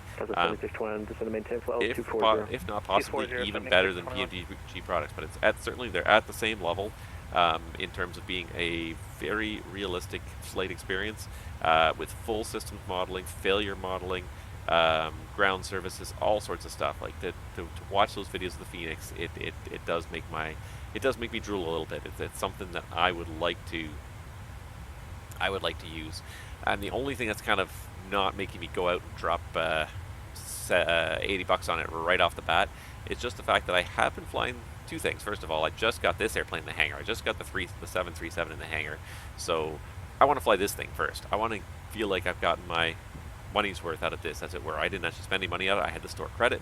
But regardless, like I want to fly this thing. I don't want to just like buy it and then put it on the back burner. Contact 33 miles east of Midland. Right away. And you know, not have put like 30, 40, 50 hours into this aircraft at least. So that's the first reason why I'm shying away from the Fenix right now. Right now we kind of suffer from a little bit of 11, turn left heading, let's do 030. A little bit of excessive aircraft right now. We have so many aircraft that were just added to the sim between the Mad Dog, between the 737 and the 320. We have the narrow body market handled. The narrow bodies are in this simulator now in a big way, in a way that really does the simulator justice. Right now, the only thing really missing in terms of trying to get a decent airline experience is long haulers. There's not really, there's the default long hauler. I don't even count the default aircraft. The jets they have are so useless. The FMS is so barely functional. You can't even really talk about those if you want to have it all a realistic experience in the sim. But yeah, we have 3 big narrow body releases now within about a 2-3 month span at the most there, 2 years after the sim launched. So now all of a sudden we've got airplanes that are worthy of this sim, that you don't feel bad flying a lower quality airplane in this sim. Center Skywest 9676, can we go ahead and start our descent on the Bridge 3? But the one thing missing is long haulers. We've got these narrow bodies, so we can do short haul and medium haul flying, but we really can't do any intercontinental flying with the 737. Maybe you can push it when we get to 900, stretch it out a little bit, even with the BBJ, with the extra tanks, and it stretch it out. But realistically, it's not an intercontinental airplane. So that is now the niche that's missing. Is the 777, the 747, the 330. Those are the aircraft we're missing now from Microsoft Flight Simulator. So hopefully those ones will be worked on soon. Aerosoft has said that their 330 should release before the end of the year. Their 330 in the P3D world was a good airplane. It's not fantastic, and the only reason cleared to start our descent now, 9676, or do you want us to wait? The only reason I say it's not fantastic is it doesn't have the same level of systems depth and failure modeling that the PMDG products have. It's a sim. 2901 will descend via the Bridge 3. It's a sim light. It's a systems light. Like, there are some systems you do have to sort of throw some switches to make the airplane work, but it's not got the depth where the systems interact with each other and react to each other, have the potential to overheat or overheat and fail and various things like that. So that's what's not available in the 330. But in terms of, certainly if you want to just get up and just go 7621, turn left heading 020. Do a flight from Europe to North America, you can definitely pick up the 330 and do that. So that, and now I think Aerosoft has said before the end of the year. So in the meantime, like that's 7 months away still. It's a long time to go. But we have this thing. Like, this is, I'm gonna be flying the pants off this thing for months, probably. And then when I tire of this, like, we've got the 320 or the Mad Dog. Yeah, we'll take direct receiver 7620. The hardest thing for me right now is to pick between the two, because they both look so good. The Fenix 320, the Leonardo Fly the Mad Dog, they both look so good. I wouldn't know if you said I could buy one tomorrow, I wouldn't know which one to pick. I like both of them in their own 11 turn right different ways. The Mad Dog is a little bit more like this thing where it's a very kind of manual airplane. You really have to know the airplane, know the systems, learn the flows. Airbus is a little bit more automated, a little bit more straightforward, a little bit more modern. So, you know, the Mad Dog really flies. I got a traffic that's coming in for now. Maintain heading 020. I'll get you in behind them. The Mad Dog really, you know, you're like I said, you're learning flows, you're learning that kind of thing. The 320 is much more of a modern aircraft, but you can fly some pretty complicated approaches. Is it the Super 611? It is not. The Sky West. As long as he's behind me, we're okay. Gotcha. who's managing this ATC here? The pilot or the Yeah, sorry controller? about that, Super 611. Looks like you're going to be the last one. No problem. Sounds like they're having a busy night in not DFW though, so it sounds like a lot of fun down there. Glad we got some ATC. I don't know if we're going to have ATC when we get to New York, but by the time we get to New York, it's going to be pretty darn late. Let's see here. Let's have a look here. So Sky was 9676. we're showing landing in New York at midnight 33 Zulu, and this is actually this is pretty close to local time in Eastern time. It's a tiny bit behind. But, 7621 clear direct C, Everton by the bridge 3. It's in the same general vicinity. So yeah, we're looking at about 2 hours of flight, 2 hours of flying before we get to New York. So realistically, will we see New York controllers on after midnight? It's possible. It's definitely possible. It's probably almost more likely now than in the middle of the day. But realistically, I'm not holding out hope for any ATC at the New York end. I think we're going to bid farewell to the Fort Worth controller here soon, and then I think that's going to be it. Yeah, we are just about to just bring up SimBrief. American 1330, Memphis is offline, radar search, term data, quick change approved. American 1330 off to the Unicom. Thank you very much for the service. Have yourself a great night. See it. And there we go. What was I just saying? We're going to go off to Unicom momentarily. There it is. There's the United 728 contact, Kansas City Center 125. That might be the end of our ATC service for the night. 12572. But it was nice to have that. It was really nice to have that for the departure. We had all the controllers all the way up. We had ground tower, approach, and center online. So it's kind of nice to have all four of them. Get a couple of radio switches in there. The frequencies were not like smoking busy, but they were definitely steady. So it's nice to to feel like there's other people out there. You know, it's the funniest thing. The other day, we had an aircraft where the TCAS system was actually failed. The TCAS system had been showing some ghosts. It had been showing some targets in the wrong places and targets that were not actually supposedly there. So they actually disabled the TCAS system. And what a strange thing that was, because it's one of those systems that you just take for granted. You just take for granted that you have a TCAS system, that any other aircraft near you within a 30 or 40 mile radius are just going to be drawn on there. You're going to be able to see them on there and then have a good sense of where they are and look out the window and say, oh yeah, there they are at plus 2,000 or minus 1,500 and climbing or whatever. But it's one of those systems you just learn to take it for granted when you've had it in the airplane for a long time. And so I felt like we were flying blind. I can't remember the last time I was in an airplane that did not have a TCAS in it. But it's probably been a decade or more. It just felt very weird. You knew there were other airplanes out there. You could hear them talking to the controller, but it's very hard to spot airplanes out there. And TCAS is a great aid for that. Having the traffic displayed on your MFD, on your navigation display, and being able to see, okay, it's over at my 11 o'clock for, I don't know, 5-10 miles, that it's 1,000 or 2,000 feet above. Okay, now I know to look in kind of this quadrant of the sky, not over here, not down there, up here. You don't necessarily use it completely to keep yourself separated from airplanes, but it just provides a fantastic hint of where to look for other airplanes so that you can spot them and say, oh yeah, there he is, that's the guy we're following, or that's the guy we got to make sure he's supposed to level off. Let's keep an eye on him and make sure he does level off when he's supposed to.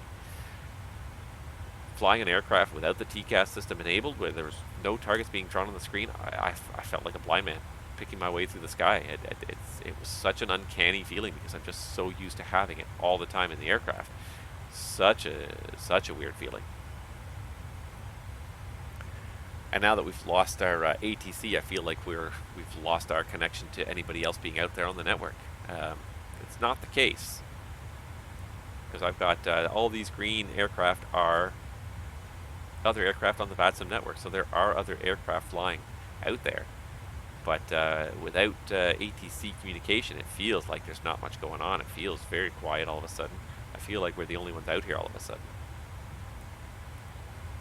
What's also odd is that it's not dark. I know mentally it should be dark. My body's circadian rhythm is telling me it should be dark. So to look outside and say, ah, look, it's bright, it's a sunny day, it feels really weird. It's funny because, like, this sim, more than any other, has played a little bit of havoc with my body. The first couple times I went flying in this sim, the I took just like the 152 and the 172 up aircraft that I'm quite familiar with, but I haven't operated very much recently. But you know, light aircraft that you know, would take you back to your flight training days. And I went and flew from my training airport. And the first time I took off, especially, just the feeling in my peripheral vision, I could kind of see the different buildings that were auto-generated, but still they were in the right places. See them falling away and see kind of the skyline that I knew and was so familiar with pop up there, and it was uncanny. For just a couple of seconds, I almost felt like I was flying. Like the scenery was so realistic. The feeling of the aircraft was fairly good too, and just the way it just sort of waddled off the runway like a 150 is wont to do. It's not necessarily an airplane that wants to climb. It's not an overpowered airplane. You know, it's powered enough, but it just, the way it kind of just sort of drifted airborne, and just the way things sort of fell into view, it blew me away. The first time I went off in the sim, and even now, like looking outside, like my body is confused because I'm looking outside and I'm seeing it's extremely bright here. My room is extremely bright down here in the basement because of the, you know, trying to get good lighting for the webcam here. But you know, I'm having a hard time reconciling myself with what I'm seeing outside. I know it should be daylight, or I know it should be nighttime. I know it should be dark outside, and yet I see daylight, and my body's not sure. Is it daytime? Is it nighttime? I'm getting almost a little sense of jet lag just from looking outside because it's such a good rendition of the world. It's so bright. Yeah, my body's having a little bit of a hard time with it. I had an early start today too, so that's probably not helping either. My body's telling me it should be dark, but it ain't dark. Was 350 or 370 the final? Because I think I see a top of climb still in here. Did I initialize this for 350 or 370? So let's just have a look, because there's something that's not adding up here. I did put 370. Let me just check my flight plan here and see what it's supposed to have filed.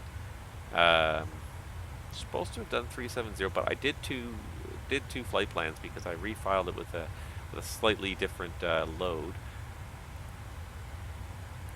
Yeah, so that's why. So my filed flight plan that I filed was 350, which is by 350 was all they gave me, but that's why it was giving me the reset MCP altitude, because I was supposed to be at 370 on this flight plan, of what I programmed it was 370, but my filed flight plan was still 350, so there we go. Altitude intervention, get us climbing, let's get us up to 370.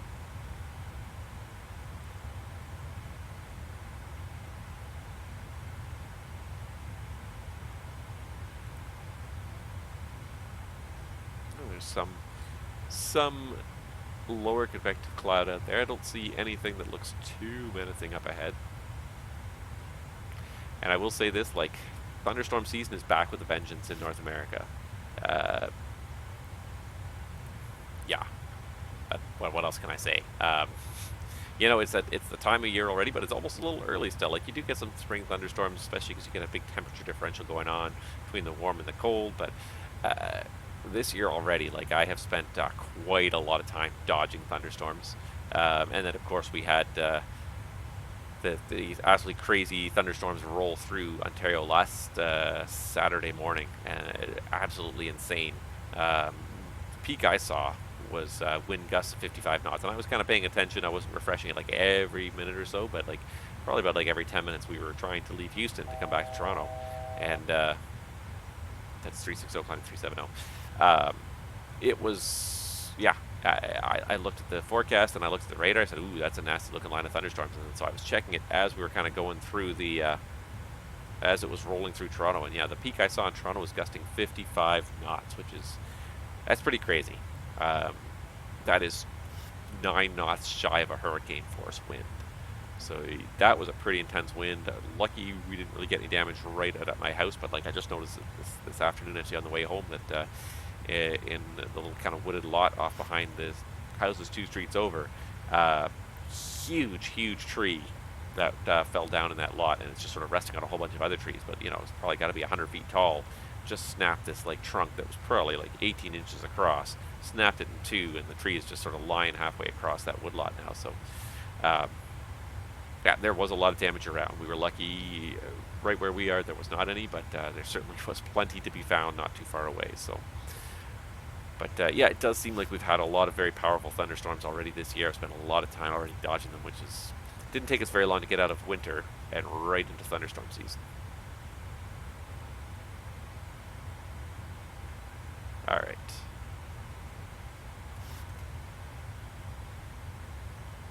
Just get a sense of where we are here. Pull up my SimBrief again. I always call SimBrief my Sim Toolkit Pro here. So we're just about to pass Memphis here. Memphis, we're gonna have to go past Nashville. We're gonna pretty much go right over Memphis, right over Nashville, and then kind of head almost out to Washington before we kind of take a turn north. It doesn't look like any ATC online right now, unfortunately. Fingers crossed, we might get some later. You never know. Might get a controller, watch the stream, and say, "Hey, I can help with that." But yeah, what was I gonna do? Yeah, so let's do some exercises here right now. So as we're en route, especially anytime you're going on a flight like more than like an hour or so long, more than about an hour and a half long, I like to throw up airports. And I think I did this in the last flight, but anytime I'm going on a longer flight, I like to throw up the airports and have a sense of, just again, it helps to maintain some situational awareness as you're flying. So, oops, that's the wrong button there, but throw that on through Memphis. So there's a 100-mile radius amount around Memphis. KBNA. NA, Nashville. And you can kind of see where it draws, but I find it really also helps focus and also give you a sense of scale if you do some kind of circle around it. So I go for a nice round 100. So there you go. So now you can see kind of where things are falling along our route. If anything untoward should happen, we now have a good sense of where is the closest major airport that we could possibly divert to. So, you know, we have a loss of an engine, a loss of pressurization, you know, having a bit of fire on board. We've got things to deal with. We've got some idea of where there's nearby airports that we can possibly divert to. Going a little further downstream, Washington Dulles would be a great airport to divert to as well. Oops. Wouldn't that be great if I could just put in KIAD/100?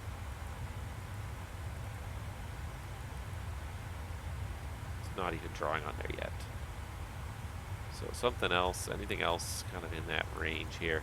As I look at my flight plan here, Charleston, West Virginia, Richmond, Virginia is also kind of along our route, but yeah, a little bit from Nashville, a little bit longer. I think Charlotte's also around here somewhere. Also a really good place to divert to, so just trying to sort of throw some stuff up there again. Just keep some situational awareness. What are some places that, if anything happened, I could divert to?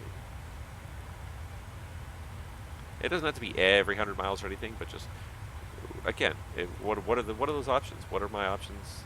And it helps you make those decisions a little faster. So that's Charlotte there. So that's a good one right there. But it just gives you a sense of where these places are, where you are, and something happens, you can quickly make a decision and say, okay, what are the good airports to divert to right now? Where's a major net? If you're not fully time limited because it's like a fire on board, but if you have an engine failure or pressurization issue and you decide that you're going to need to divert somewhere, these are some of the places we can divert to. So we're going to go right over Memphis at about 50 miles here. At about 150 miles, we're going to go right over, 80 miles, we're going to go over Memphis. And about 240 miles, we're going to go over Nashville.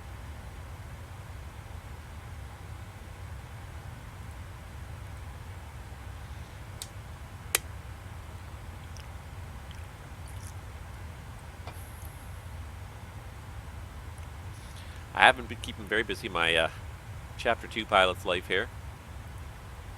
I can show you that one because I can't show you Part 1. Yes. Just getting it logged in there. And Pilot's Life Chapter 2 has really kind of taken off, and there's a lot of stuff. There's a lot of data going into it now. But I have now done a couple more legs here, so I did... I started working for a new airline. I switched to Luxair.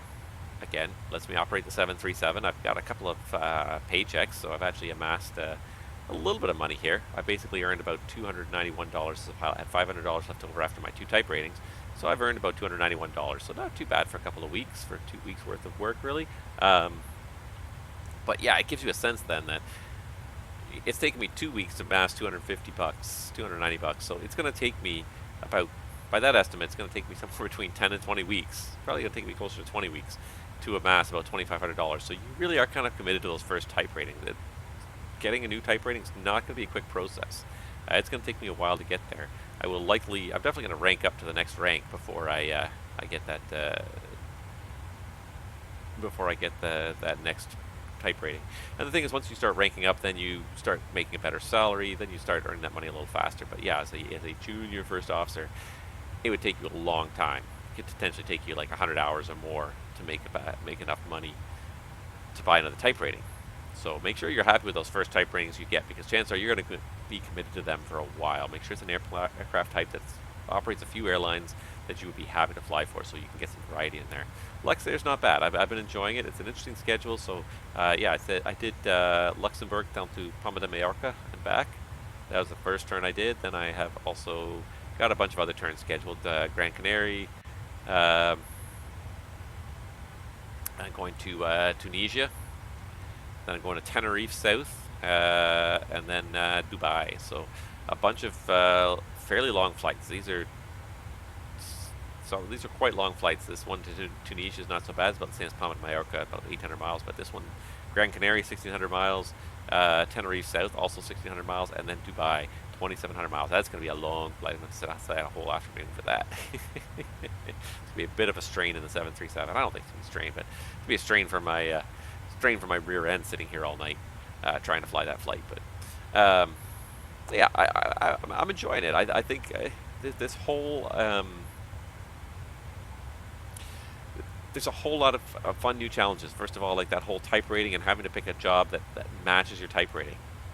Tons of fun, really, at the end of the day. I like it. I think it's a great idea. However, like I said, there's a few aircraft I just wish that because the MD-80's type rating you can get here, it's not very expensive, but there's only a handful of airlines left flying at 1, 2, 3, 4, 5, 6, 7, 8 airlines. None of them are probably particularly, I don't think any of these are particularly high-star airlines. Probably won't be particularly well-paying.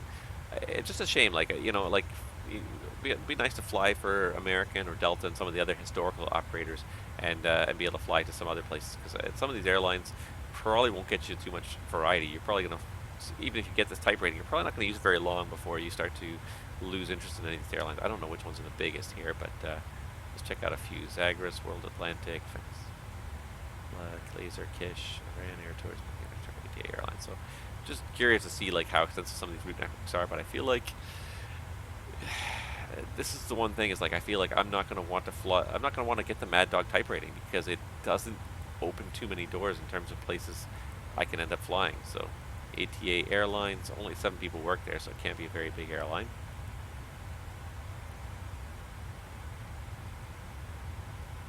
Yeah, handful of destinations there, but nothing too exciting. Zip down to the end, it was Zagros Airline was another one. Only 6 people work there, so again, can't have too many routes. Okay, not too bad. Actually, it's a small, but there's enough destinations that actually you might get a little bit of interest out of that for a period of time. But again, it's also the parts of the world you're in. You're in the Middle East. You're in Turkey. You're not in definitely not flying in Europe or America, where people they phased out the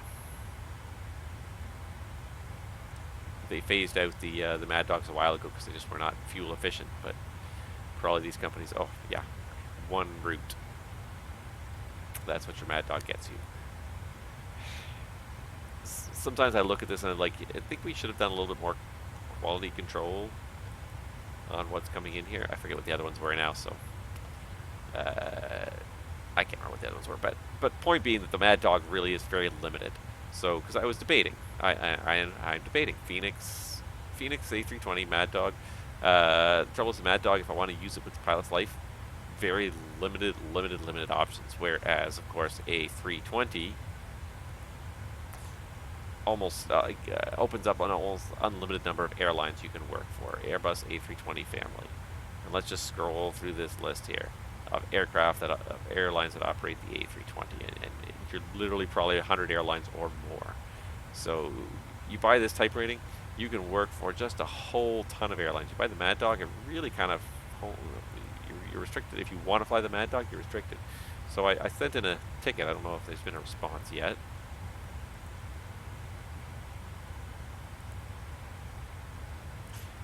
And there is no response yet. So I just said I really wanted a chance to fly the Mad Dog, specifically American Delta, because there's a couple other airlines that are defunct now. I know I saw Air Georgian on here, and Air Georgian's been defunct for 3 years. So you can't tell me that it's like a completely up-to-date system with no... Air Georgian right here has been defunct for 3 years.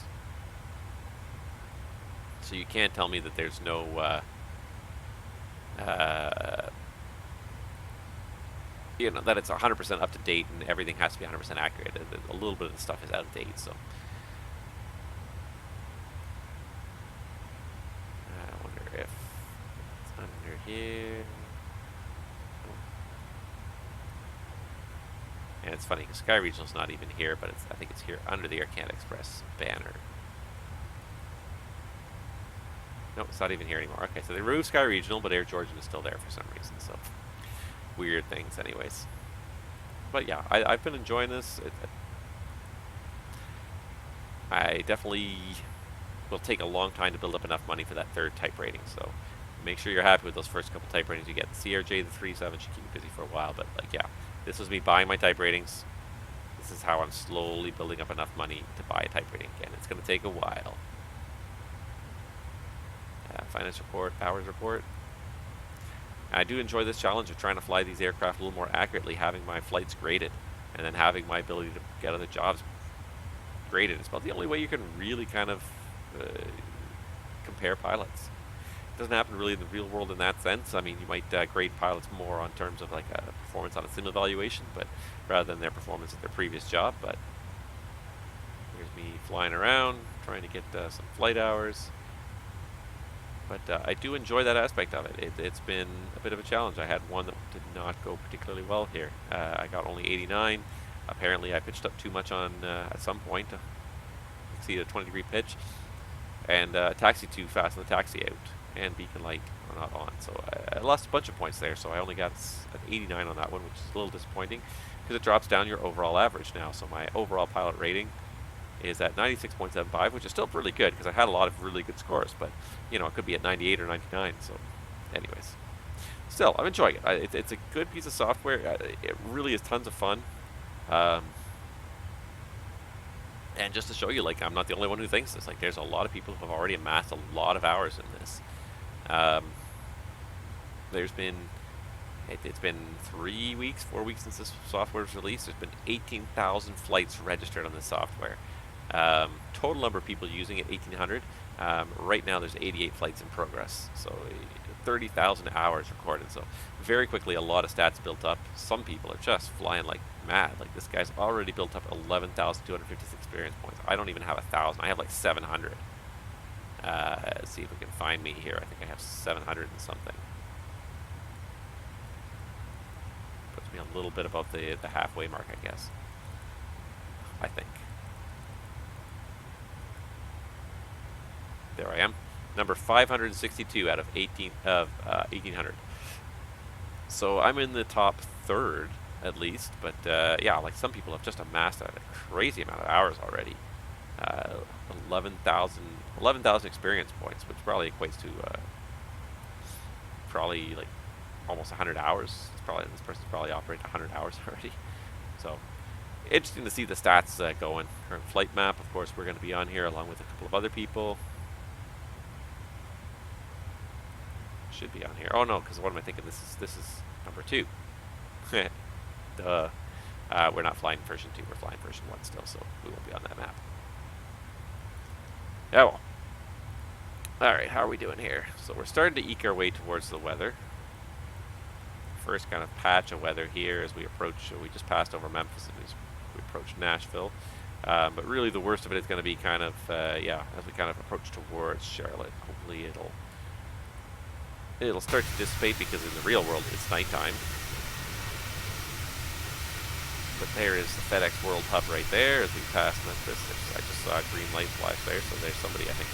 There's that there. No, that's the airport. I think. Oh, there we go. Anybody on the ground there? I don't think there's anybody flying there right now. Too bad.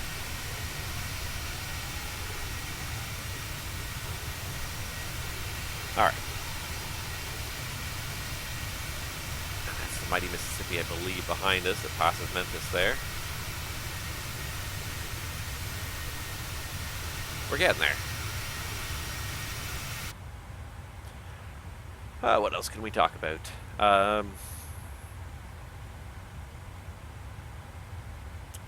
Just trying to think what else we can talk about today.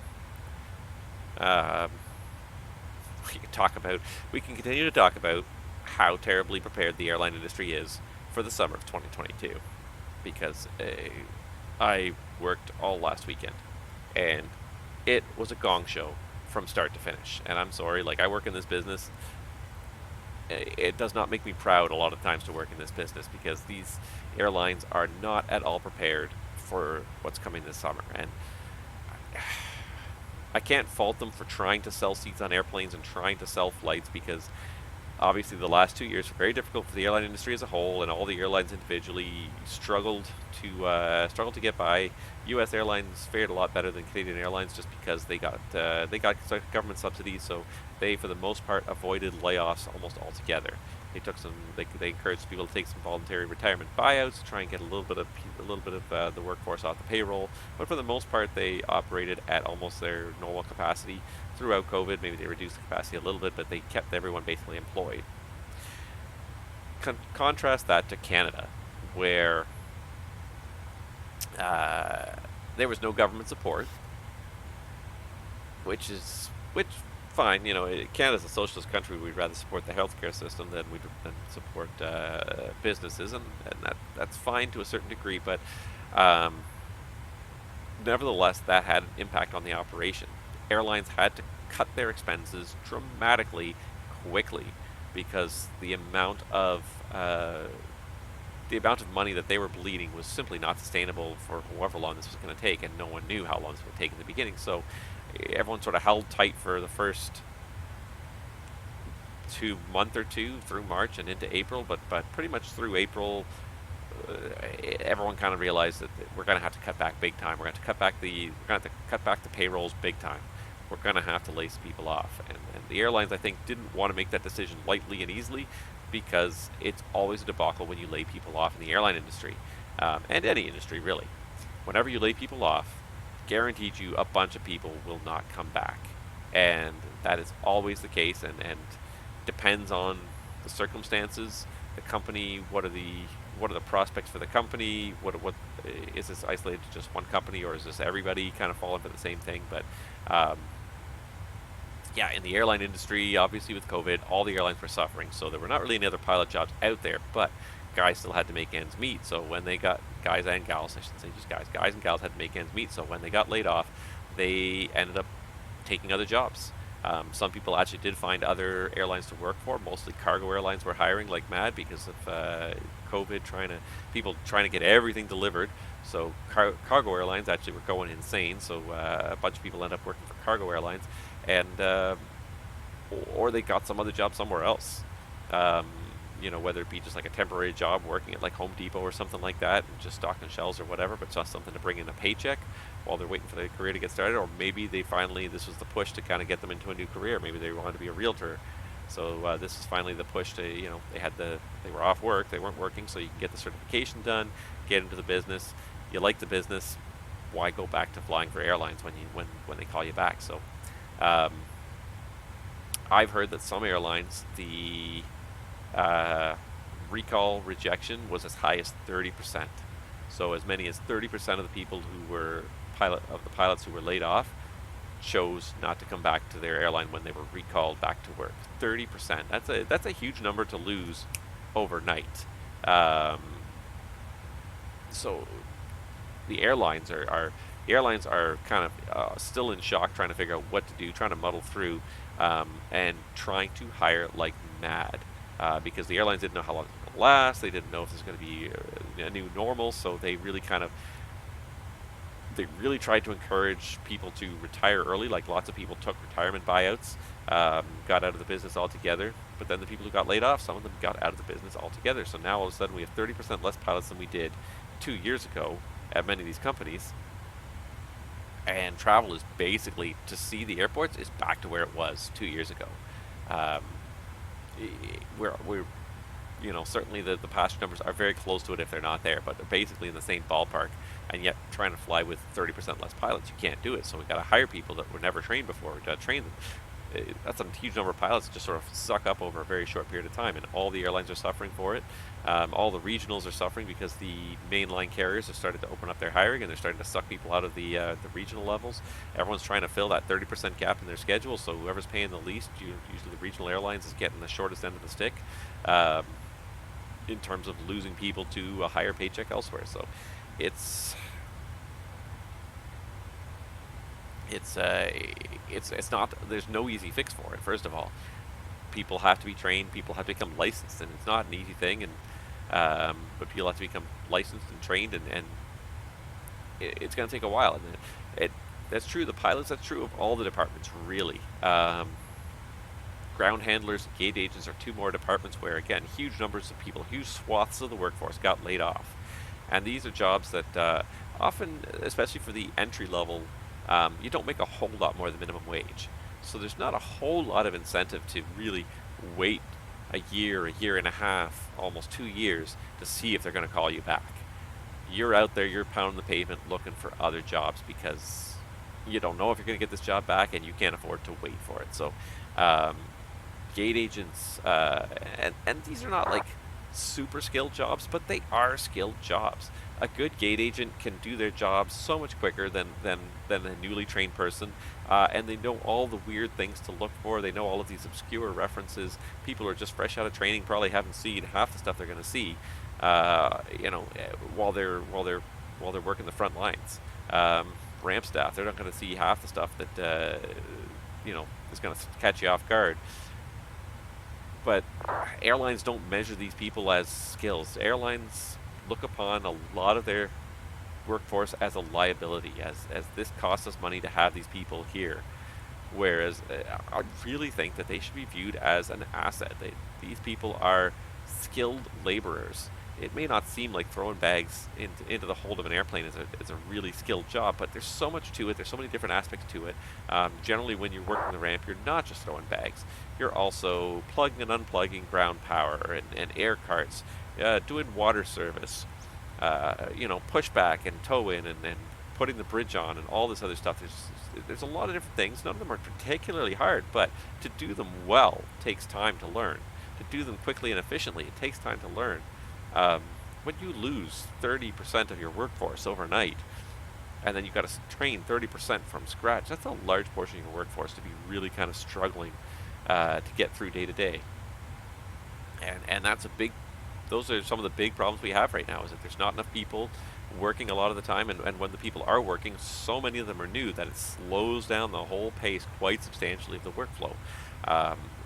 And so we often find ourselves waiting for a ramp crew from someone to come from some other gate. They're trying to load the flight, but for whatever reason, something didn't go according to plan. They're behind schedule, and now we're behind schedule. And the delays just get worse as the day goes on. If you're understaffed, there's no lull in the schedule to pick it up until the end of the workday, until 11 p.m. midnight, when all the flights finally finish arriving and everything's kind of done for the night. And there's only a handful of flights going out and in the overnight hours, if any at all. But until that point, there's no point where you can really play catch up. There's never really any lows in the day. Everything is planned pretty much for the workforce we have. So when it falls behind, it's hard to pick it up and get it back on schedule again. And I think that's going to be the reality going forward for this summer anyways. It's not just Canadian Airlines. American Airlines are facing the same issue. So it's not just a Canadian thing. I speak from the Canadian perspective just because I see it more.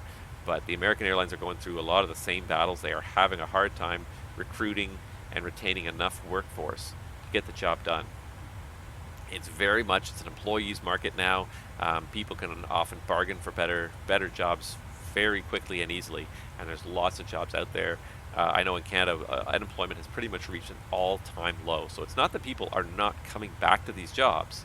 It's not that people are not working.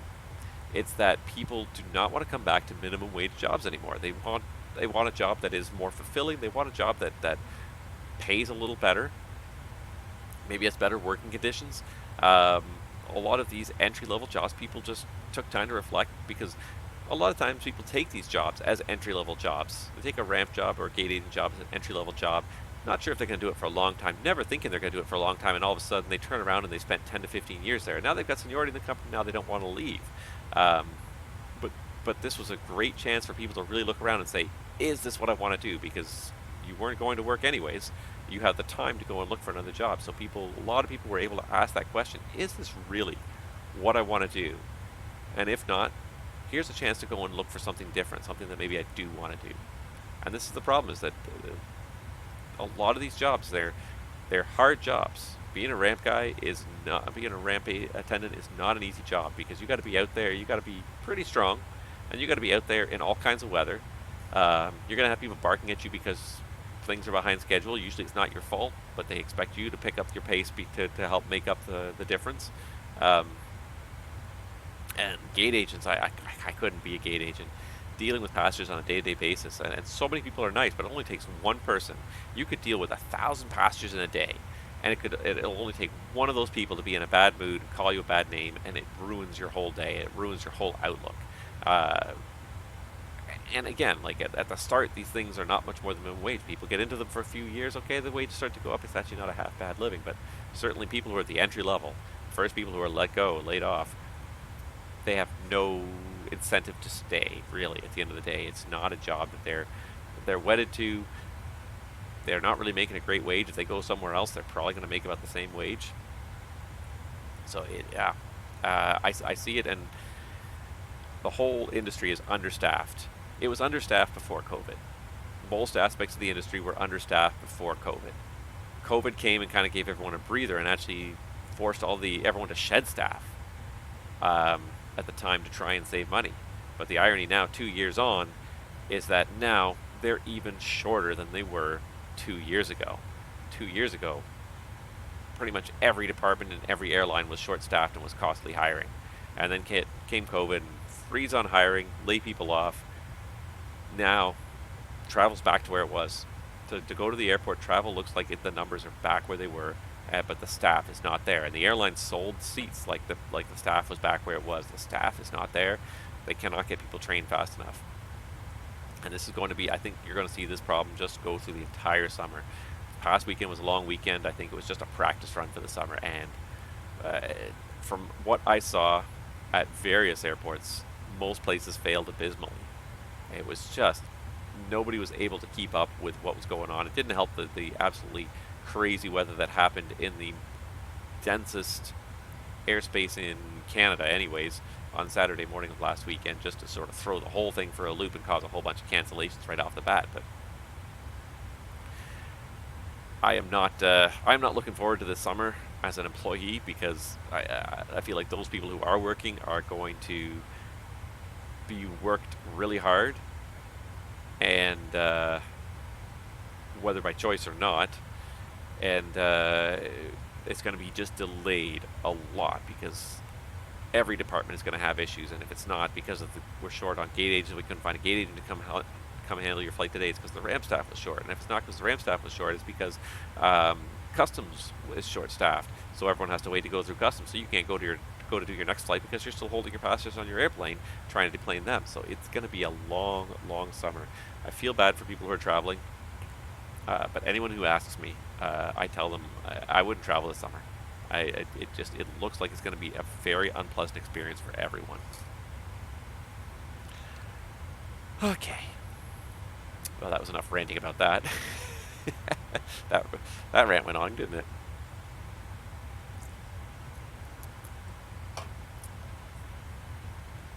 Alright, how are we doing now? So now we're coming up over Nashville here.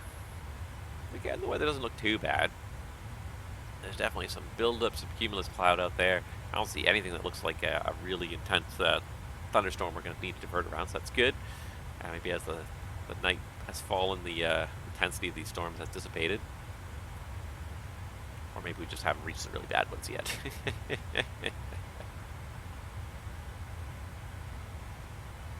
I didn't see a whole lot of other flight sim news this week. Just trying to think if there was anything of much of interest. Really, the Fenix kind of you know, I spent quite a bit of time watching videos this week about the Fenix from various different YouTubers, just to see what it was all about, see if it was living up to the hype. Everything I saw seemed to indicate that it was. Flightbeam confirmed some of the airports that they're working on. They said that they are working on, what did they say? I think they said San Francisco. Flightbeam made absolutely beautiful airports in P3D, so I have no doubt they're going to do just as well in MSFS. Minneapolis and Phoenix. Those are two more airports that absolutely I want to see a really good rendition of those. Just default scenery does not do those airports justice. Phoenix is a very big, busy airport in the southwest. Minneapolis for the Midwest is also a very big hub. Good to see somebody working on those, because those are two airports that I feel like I can't fly there in default scenery. They're just too complicated, too unique to really, for this custom scenery, for default scenery to do them any justice. Let's see here. INIC releases Buffalo.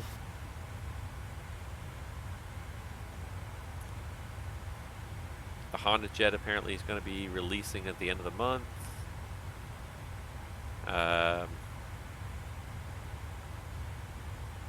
We did get an update for MSFS. We got the Italy and Malta. I think I talked about that last week. I'm pretty sure I did.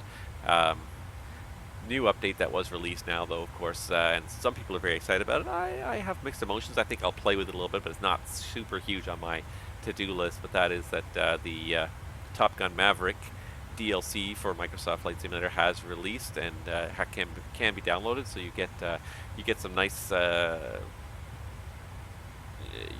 new aircraft liveries. You get the F-18 liveries to fly in.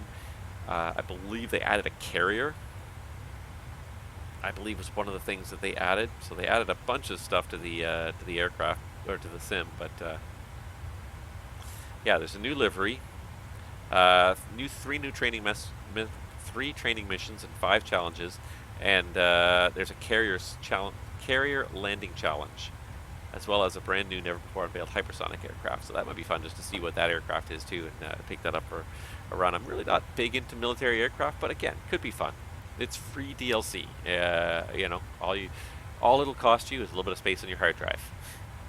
A little bit of space. I looked at it. I think it was 21 gigs to download National it. traffic, Southwest 347, taxi runway 20 center, Nashville.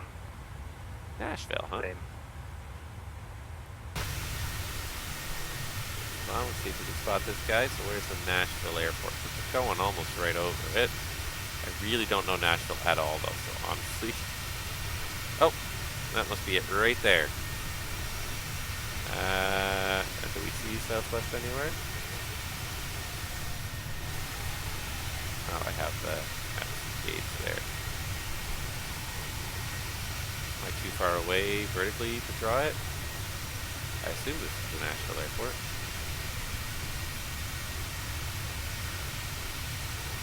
I don't even know where the terminal is. Well, this must be right here.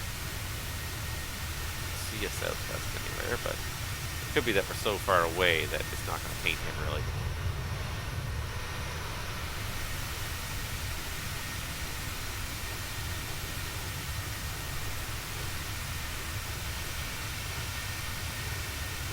Just having more fun with this. Oop. And I'm sitting in the roof. One thing I probably should try to do a little bit too is try and make a little bit of use of this, because this is also really neat. I've just never really had the opportunity to use it. It's one thing I'm not very familiar with. I really should probably read up the PMDG manual and play with this a little bit, but I mean, everything you need to fly the airplane basically is right here. You don't even have to look down. It's the whole purpose of a heads-up display, right? And it actually, like, this one is quite nice in that it really does look a lot like the aircraft display. You've got the horizon right in front of you. You've got the speeds, Mach number. Like, this is almost a perfect copy of the PFD. So you can feel very comfortable just sort of looking at it. I don't even have to really look too hard to understand everything. Within about 30 seconds here, having not really looked at it, I've kind of registered all the information I need. We're doing Mach 799. What we really should be doing Mach 80. We're pretty much level at 37. It's a tiny bit low.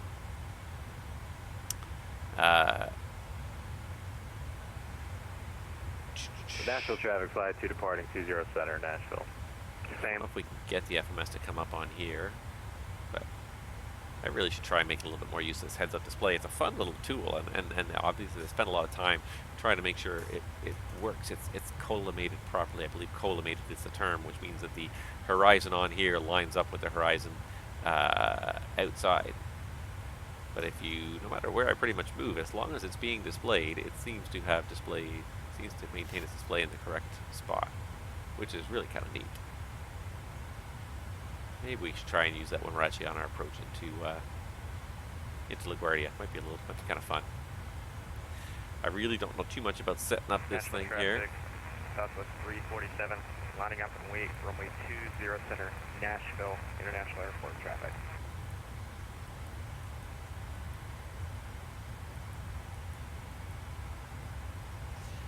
I should really read up on that before I start playing with it too much. Probably can't break it, but...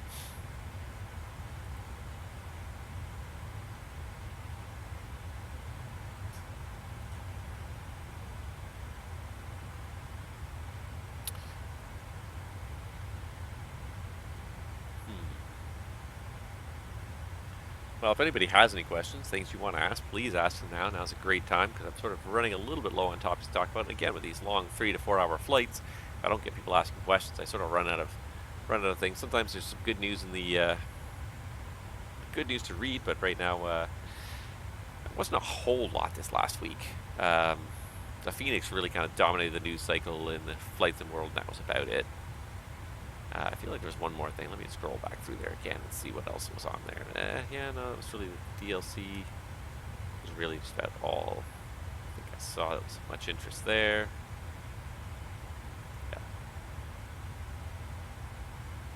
A few more various airports and sceneries released, but nothing too exciting. Supposedly there's going to be a patch release for the PMDG 3.7 before too long to address some of the issues that they found at launch.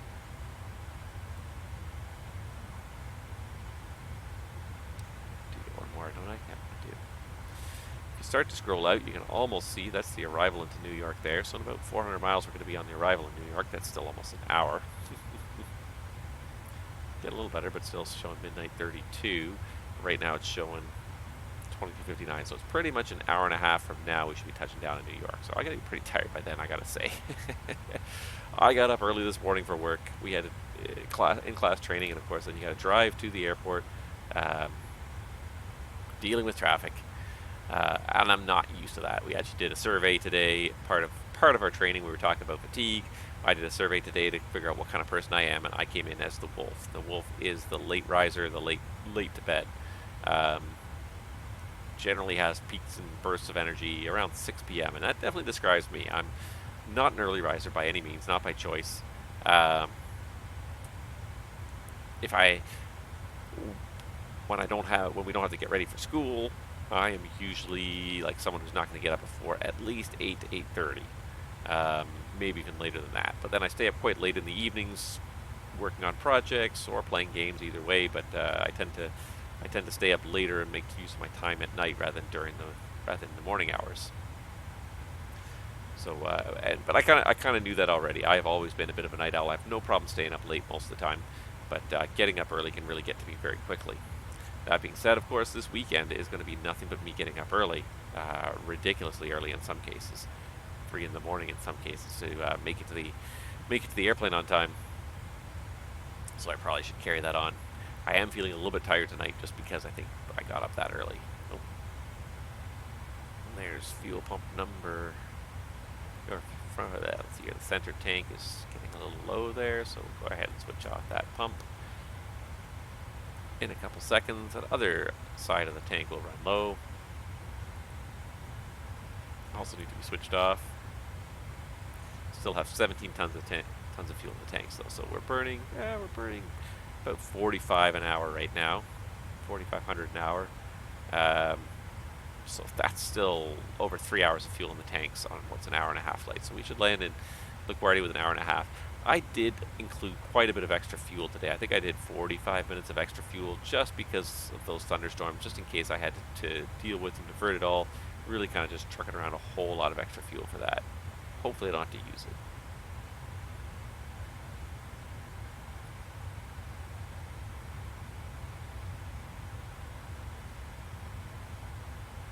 right now I'm not seeing anything that's really even reaching up to the altitude we're at. We got a little bit of kind of light cirrus starting to form here, but no convective activity along our route that I can see. So that should do well for us then. There's Charlotte. There's Washington.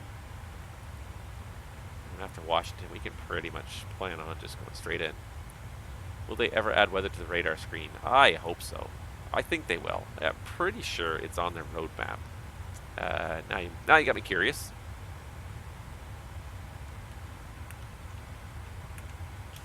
To hear Rendazzo talk about it, it sounds like it's on their roadmap. Now, when is a whole different story.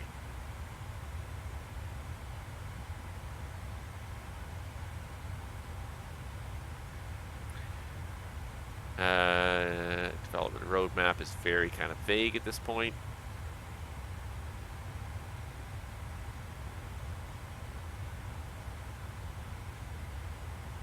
Let's see here. So I'm just trying to see here. So I found one from March 24th. That really dealt with a lot of stuff even this into June. So let's see if we can. April 7th, development update.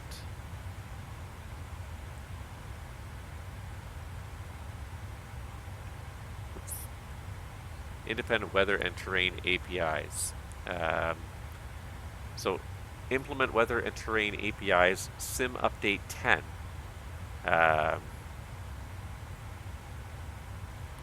Cloud layer improvements. But weather and terrain API. So I wonder if that would be good enough to cover the weather radar. So this is the April 7th. Ooh, pop that wider. This is the April 7th update, and it says release 10 plus, Sim Update 10 plus. So sometime past Sim Update 10 it'll release. But that gives you an idea anyways of what you're dealing with. They should have probably had a May one by now, but I can't seem to find it.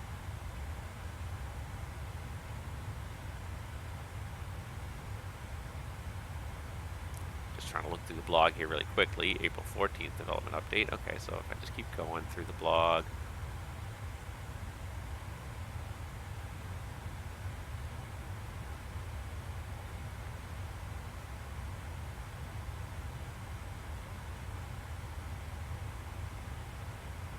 Green and Fox from Parallel 42 available. That was the last thing they actually posted in their blog on the 20th of April. Well, it's been a while since they posted anything on their blog. Surprising. Alright, so next development blog update says April 21st. But when I try to scroll through their blog,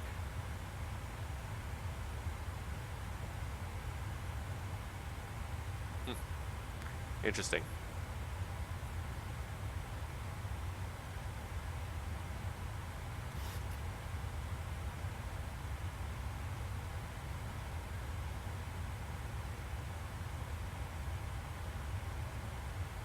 There's the other tank. The other pump, I should say, and the same tank. No, I don't see an answer to that, unfortunately. So, Sim Update 10 Plus was what that said. So that's a little disappointing.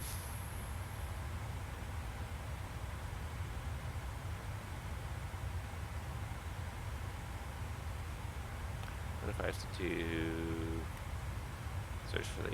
search for May roadmap? Oh, there we go. Now I found it. May 19th development update.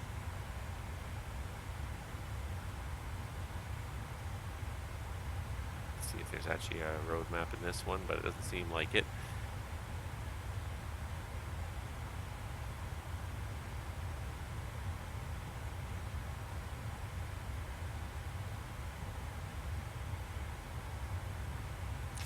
And even in this one, so this is, I think, is the most recent. This is May 19th update. May 19th update. It does say roadmap Sim Update 10 terrain and weather radar drawing APIs. So maybe soon. That is exactly what we're looking for: weather radar drawing APIs and terrain APIs. And I mean, obviously, PMDG has already put in their own terrain database, but it would be easier and probably easier to update if they just simply use the sim-based database. Aircraft Editor version 2. Gamer.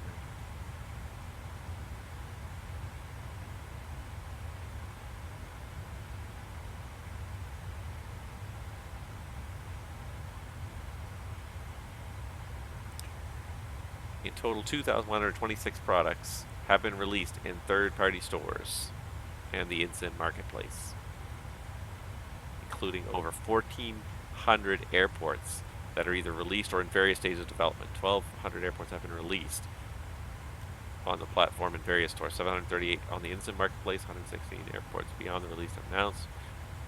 Or not announced, but destined of an airport for introduction. So, wow, that's actually quite an impressive number when you start to look at that. And you will never be able to buy all that DLC. 2,100 products released, including 1,500 airports, 377 aircraft, 717 scenery packs, 88 mission packs. There's a lot of stuff that's been released for this sim already. Now, it's been 2.5 years, and this is a very popular sim, so a lot of people are on this and really want to kind of get into it, but Virtual Call has released the Embraers. I really don't have much faith. I don't think Virtual Call is going to release a product that's probably going to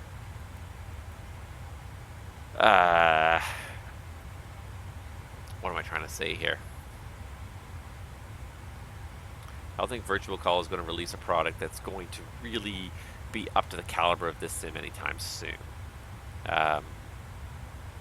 I've seen what Virtual Call has done in previous... Oh no. Oh no. Oh no. I lost my track IR. No. Nope, I think it's gone. Ah. Hold on 1 second.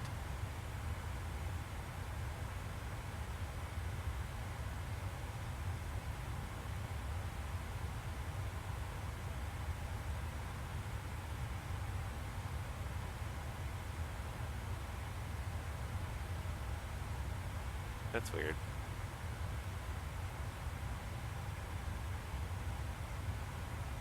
All right. Yeah,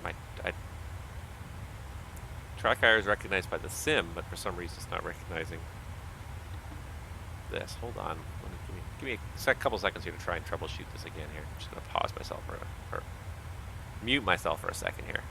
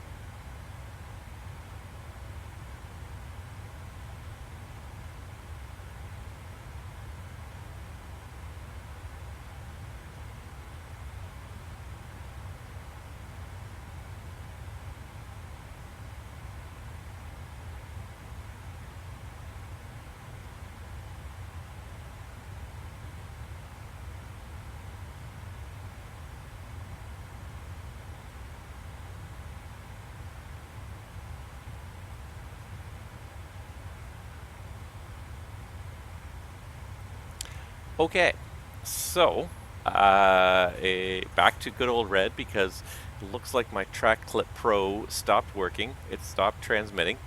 I don't know why, but one rule with Microsoft Flight Simulator is do not mess with it. I could try the Track Clip Pro is USB powered. I could try unplugging it and plugging it back in, but that makes me worry more than a little bit.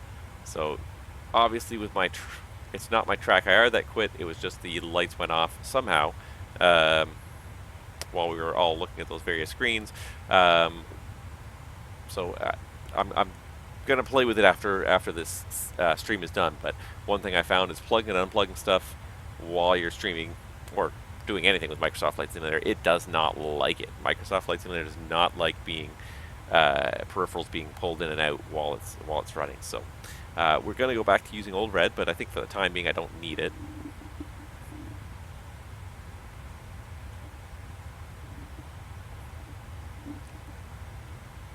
So we'll get rid of it for now, but we are going to have to put it back on when we're getting ready for arrival into LaGuardia. But for now, we can get by without it. We can scroll around the flight deck the old-fashioned way. It's a little bit more awkward, and I really do love having track IR, but sometimes it's nice not to have it on. A little bit less kind of wobbling around while I'm trying to talk to you guys and look at various things around the flight deck. So seems like the sim. At first I thought it was the sim that crashed, but for some reason, yeah, the lights have gone off on my Track Clip Pro. So I'm hoping that's just maybe an unplug and a replug will fix it, although it seems like it's not much to it. It seems like it's mostly just a basic power supply. I did read that it says the wires are weak, so you have to be careful with it, but like you're gonna have it attached to a headset kit, like it's going to get pulled around a little bit. Like it can't be so weak that you can't pull on it at least a little bit, or it's just not practical. Like I can't believe, like I've only had it for a month, I can't believe it would be already damaged.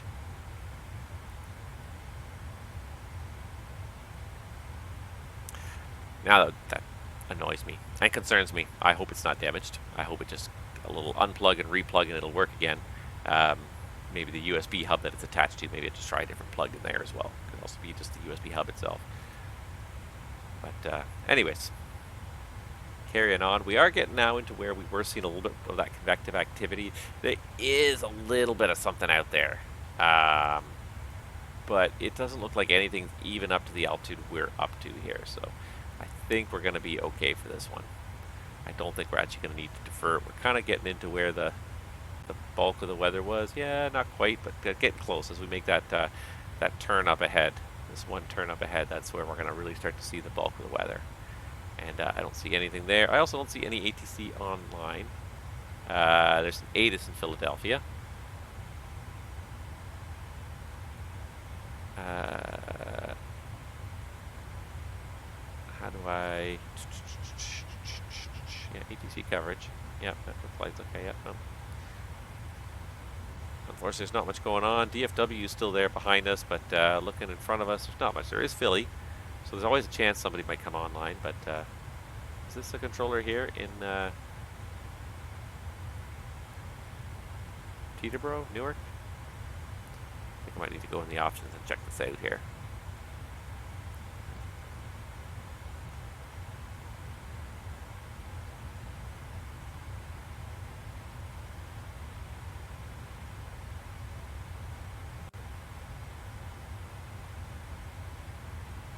This always penalizes the performance rate a little bit, but let's go into the live map. There we go. And we should hopefully be able to see VATSIM, flights, area ATC, and airport ATC. And, oh, we do have Teterboro Tower and Kennedy Ground. I think that's just marking our destination as LaGuardia, so I don't have my VATSPY up. I might just pull it up on my other computer here, but it does not look like we have ATC in New York right now.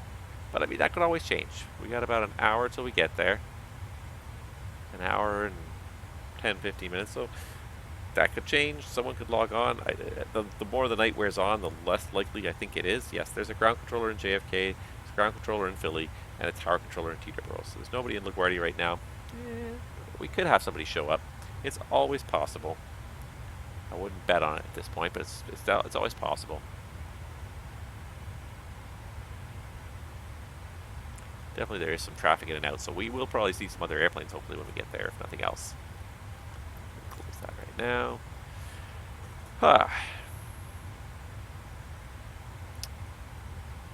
What else can we talk about? Let's see, what were we talking about today? Transportation Safety Board's most wanted list for improvements in Canada. At least I know that the United States National Transportation Safety Board, the NTSB, does put out a similar list. They put out their 10 most wanted list, I think, every year. The 10 things that they would most like to see improved in terms of improving safety. One of the ones that was a perennial favorite on there for a long time was stabilized approaches. People doing unstabilized approaches and still conducting a landing from the unstabilized approaches. It seems like those numbers are finally trending in the right direction. It's not that people are doing more stabilized approaches, it's that more people are going around when they do an unstabilized approach. And that's what the FAA wants to see, and everybody really wants to see, is that, we do a lip service to it. Oh, well, the approach is not stable. It's plain and simple. You just go around and you just come back and you do it all again. And it's easy to sort of say that. But pilots are goal-oriented people at the end of the day. We have a job to do. We have a very clearly defined goal in mind. And the goal is 100% of the passengers safely to the gate at the destination. And it's just very easy to fall into that trap of we want to get there. We want to get to our destination. We don't want to use flight plans from SimBrief. Absolutely. Greater Wise asks if I use plans from SimBrief. I absolutely do. I think it's one of the best sites on the internet, and actually it's funny you should ask that, because right now I'm actually working on a series of videos about using flight plans from SimBrief. I'm going to probably have 3, maybe 4 videos I'm going to put out there that really kind of give a very in-depth. First one's going to be fairly kind of basic and just sort of the very basics of how to use SimBrief. But yeah, I would like to go into some depth, because there's so much in SimBrief that is of great benefit to users. It's such a well-designed site with so many options, and I think a lot of people do not really fully take advantage of the options. I think in a lot of cases people don't really fully understand what the options mean. So yeah, I've been sort of I spent a little while kind of brainstorming like what I could explain next, and I think this is something else that, like, for a lot of newer people to VATSIM, rookies into flight simulation in general, trying to use a flight planning system like SimBrief can seem very intimidating at first. It doesn't have to be. On its most basic level, SimBrief works really well with a lot of the default settings, and you can put together a flight plan very quickly, very easily, regardless of your skill level. But at the same time, for those of you who are more skilled, those of you who want a little bit more depth in your flying, perhaps want to play the role of dispatcher a little bit more, there is a lot going on in SimBrief that can help you with that. I made a 74-page flight plan. This is a 74-page flight plan I made with SimBrief, and I made it in 2-3 minutes. Yeah. So Greater Wise wants to know, I'm having trouble finding the fuel plan and the reserves. Okay, well, first of all, it depends on which output format you use. So if you're on SimBrief, of course, if I can pull it up as well here, here's SimBrief, and if you're on the edit page, let me just edit this flight here just to show you, for example. It, of course, depends very much on the OFP layout, and which airline you pick. So different airlines have formatted their flight plans in different ways to meet their needs as best as they can. The default one is Lido, and I think it's one of the best ones, and that's the one I use. This is Lufthansa Integrated Dispatch Operation, so this is one of the most common formats used worldwide, I think, by a lot of airlines besides just Lufthansa. Lufthansa has sold their services, their dispatch system, to many other airlines around the world that use it. But assuming you're using the Lido plan, the fuel's all on the front page, and that's one of the things I like about the Lido plan. This is some of the most important information. Like, all of the stuff that's going on down here is all kind of crunching the numbers. How did you come at this number? But really, at the end of the day, for me as a captain, bottom line it. How much fuel am I planning to take? How much fuel is my destination, my alternate? How much is how much are we blocked? How much do we have to load onto the airplane? And what you can do is for your so the fuel, so for me here today, I blocked 40 minutes of extra fuel. There were some thunderstorms en route, so I said I wanted extra fuel. So yeah, I went with the default alternate. Boston sounded like a good alternate. I checked the weather, it looked fine. So minimum fuel, 21,000 plus 3,500 extra for 40 minutes of extra fuel in case we're holding or whatever, diverting around weather, mostly because of the weather en route. If we have to divert around it, then it gives us something, a way to some extra fuel to get around that. So then that bumps up to 24.8 plus 500 for taxi. So block fuel. This is what you want to have in the tanks when you start the pushback. So 25.3, I rounded it up a little bit, went with 25.6. But that's what you want to have leaving the gate. This is what the fuel truck should leave you with, is 25,372. So put that into your airliner. In terms of reserve fuel, this is one that's not always easy to find on every flight plan. And Lido actually is one of the ones that doesn't make it obvious. Some companies I've worked at made it stupidly obvious and made a separate field for it. But basically you have to add these two numbers together. So 3386 plus 2067. You don't have to round it to you don't need to know it to the nearest digit. Really, with an FMS, the most you need to know is plus or minus 100 pounds. That last 100 pounds, if you're down to your last 100 pounds in your airplane, you have a real big problem. But within 100 pounds, you should be able to estimate. So I looked at this and said 3.4 plus 2.1. So 3.4 and 2.1 is 5.5. So 5.5, 5,500, 5,500 pounds of fuel is what I came up with. The other way to find it in certain aircraft, certain flight plans, this one will not do it for you.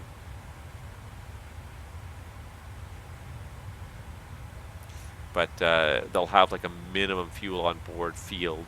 So expected, actual, planned burn, actual burn. So they'll have an actual minimum fuel on board number. So because if I look at something like, say, the Air Canada one, I'm pretty sure the Air Canada one has a min-div number. So it depends on which package you look at. But if you're using the standard Lido plan, just add up these two numbers, round it to the nearest 100. So 3.4 and 2.1. If we look at an Air Canada version here, yeah,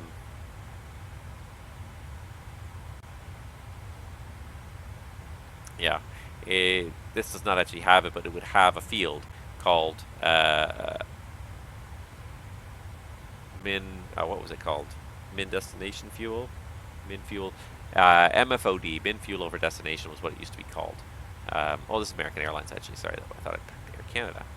Oh no, that's just the call sign. Yeah, different ones are formatted different ways, so you have to kind of look and know what it is for your airline. Pick another airline here. Generate flight. But yeah, the reserve fuel should be the fuel to go to your alternate and the 30 minutes of additional fuel beyond that. So those are the two numbers you should add up to put into that field. Let's preview this one and see what it says. So this airline has a format where they have a min fuel on board number over in the last column here. So in the nav log, there's minimum fuel on board. So minimum fuel on board at your destination is 5.453, 5.5. I round to 5.5, but there it is. That's your minimum fuel on board. So yeah, I think once you learn this FMC, I think you'll like it better than an Airbus FMC. It's very different, but to me, it's always been more intuitive. It makes more sense, and to me, this feels like an FMC that was designed by a bunch of pilots. They really kind of stepped through it, and everything's right where you need it. And really, when you're setting up the flight, the bottom right key will almost always lead you to the next place you need to be. So as long as you start, and when it starts up, it starts on the ident page. So boom, it starts right here on this page when you power up the FMC, and from here it takes you right through everything you need to do. You need to do a position in it. Great. Position in it is done. Boom. When the position in it is done, route page shows up here. Go into route. Of course, you have to hit the departure and arrival button to set the departures and arrivals, but there it is. When you set up a whole route and activate and execute it, then the bottom right corner becomes Perfinite, and it takes you directly to the Perfinite page. And then the bottom right corner, when you're done with this page, and one limit. Set your takeoff power setting. And when you finish with that one, if you're before takeoff, in the bottom right corner will be the takeoff page. So then it'll take you directly to the takeoff performance page. So it's always kind of leading you on. This bottom right key always kind of leads you to the next menu you're supposed to use, assuming you finish the menu you're on. If you finish the page you're on, this will lead you to the next page. You need to go to that 6R key, the bottom right corner key there will usually lead to the next place. That's the best tip I can offer in terms of learning how to use this. There's some neat tricks you can do in this, and I talked about these in previous ones. I don't know if you saw any of my previous streams, but for a couple of special fields here, you can really easily load these fields. So the ZFW field here, the zero fuel weight field on this FMC. Right now, of course, because we're flying, it's already filled out and everything's already done. But if it was blank, if this field is blank because you haven't filled it out yet, what you can do is tap it once while it's blank, and that will actually copy. This is really awkward not having. Let's do this. Let's see if I can do this here. Nope, not gonna work. Nope. Stupid thing is in the way.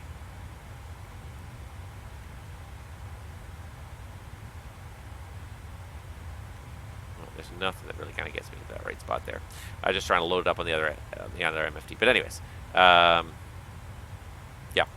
If this is blank before you start off, if you click it once, it'll take the ZFW from your actual payload that's programmed into the FMC and copy it on here, and then you just have to paste it back on here. Ditto for the C of G. So when you are on the takeoff page and the C of G field is blank, if you tap it once, that will take the actual C of G that's set based on the loading you've loaded into the aircraft down here into the bottom left corner, and then you just paste it back on there. So really neat shortcut that rather than have to go search through the payload menu and find the actual payload you're using and write it down and copy it. Okay, 102 CFG 23.9. You can just simply tap that empty one. There you go. So now you got the reserves. Now hopefully you can get yourself going here, because you do. That's the thing. Anything with square numbers, any of these square box fields, you have to fill them out. Those are the fields you need to move on to the next page. So if any square, the little dashes here are optional fields, but anything that is a square has to be set before you can move on to the next page. So yeah, you absolutely need to know the reserve numbers. You need to know. You definitely need reserve. You need a ZFW. You need a cost index. You need an altitude to fly at. The cruise wind, you'll notice, is all dashes. It's optional. You don't have to put in the cruise wind. It helps create a more accurate prediction for the destination, but you don't have to put it in. If you want to be really thorough, what you can do is on the legs page, if you go into route data, you can actually put in the winds. And so here's the winds, and see, this is just the wind copied from the Perfinite page. This was on the Perfinite page here. So 229 at 44 was the average wind on my SimBrief flight plan, if I can go all the way back to that. Not that flight plan, this flight plan. But here's the average wind for my whole flight. It's going to be 229 at 44. So I can put that in. It'll give me a decent estimate of when I'm going to get there. If I want to be way more accurate, or especially if I've got a longer flight with lots of legs, you can actually go to legs, go to route data, and you can actually change the wind at every fix based on what you see in your flight plan. So if you go to your flight plan, if I pull it up here, and go further and further down, you'll see there's a wind component. So let's say the next fix is Denny. Do I have a wind for Denny here? I just have to find where. That's Q40. Here it is, Denny. So the winds are supposed to be 210 at 59, so I can pop that in there, and it'll overwrite the average winds and give me an exact wind at Denny. And it'll actually recalculate all the performance for my whole flight and give me a new ETA based on this wind. It'll carry it through, so you could do it for every leg.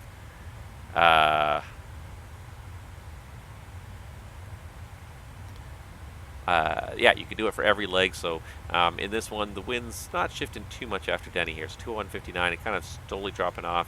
It's getting, as we're getting past, that's not Gainesville, it's Gordonsville. The intensity of wind is actually dropping off a fair bit, so maybe it would be worth putting in another one here at Gordonsville, 218 at 35, and then that's a pretty reasonable approximation. So if the wind is not changing too much at each fix, there's no point in putting in a new value. If it's pretty close to the old value, it's not worth your time. But if the winds does start to change substantially, you can change it here. If you've downloaded the weather from SimBrief, the PMDG weather download, and put it in the PMDG folder, you can actually hit a wind request, and actually it'll copy all that information. It'll send an ACARS request. The ACARS will come back with all the winds and all your waypoints, and we'll actually put it all in there. Interesting. Now I notice plan fuel is blank. Yes, that's me being a little bit lazy. So that's plan and fuel. So plan is the plan fuel. So what this allows you to do is, before the fueler is done fueling your airplane, you can tell it, this is how much fuel is on my flight plan. This is what I'm expecting the fueler to load. This fuel is always going to be what's actually being read out of the tanks. Well, actually, that's not true. It's going to be initially what's read out of the tanks when you finish fueling it, and then using the totalizer, using how much fuel have we burned, it's going to show you how much fuel should be in the tank. So we should be pretty close to that.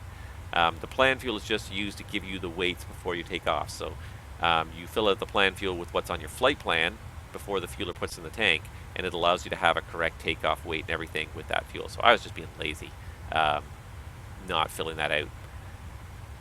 That's really the honest truth of it. I was being lazy. I should fill it out. I should be as real as possible here. But yeah, because then when you go to the takeoff page and everything,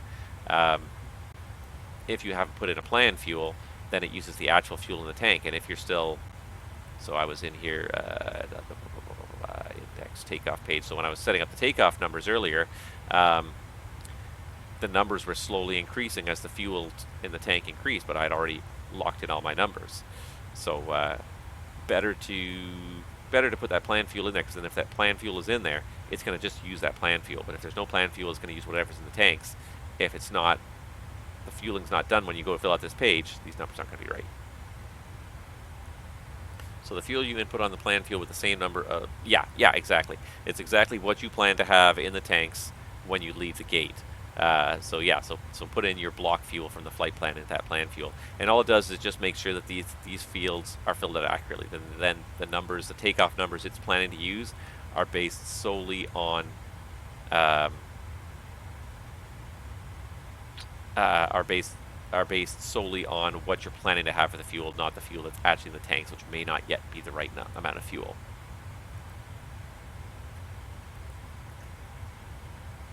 How are we looking out there? I don't see... the clouds are more convective. They're higher. But I don't see any buildups that are above our altitude that we really looks like we need to worry about. It looks like we're going to be in the clear all the way. So that's good. Good. We are getting there. We got about an hour to go. So we're reaching that point. We're going to start the star at about... what is that? About 160 miles. We're going to start the star, and it's going to be time to start setting up for the arrival probably shortly here, getting that underway.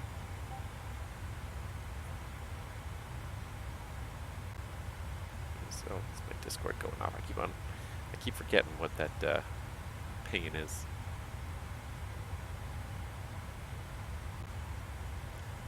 There's some micro stuttering happening now. I don't know if you guys can hear it, but it's very slightly stuttering.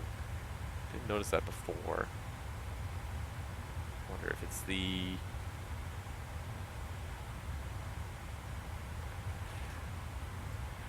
No problem. I'm glad that I was able to help, and hope that good luck flying the airplane. The 737, she's a complicated airplane to get up and running, but when you get her up and running, it's so rewarding to know that you can do this. It's a complicated airplane. You sit down in this airplane the first time, you look up at this panel, and you're just like, what the heck?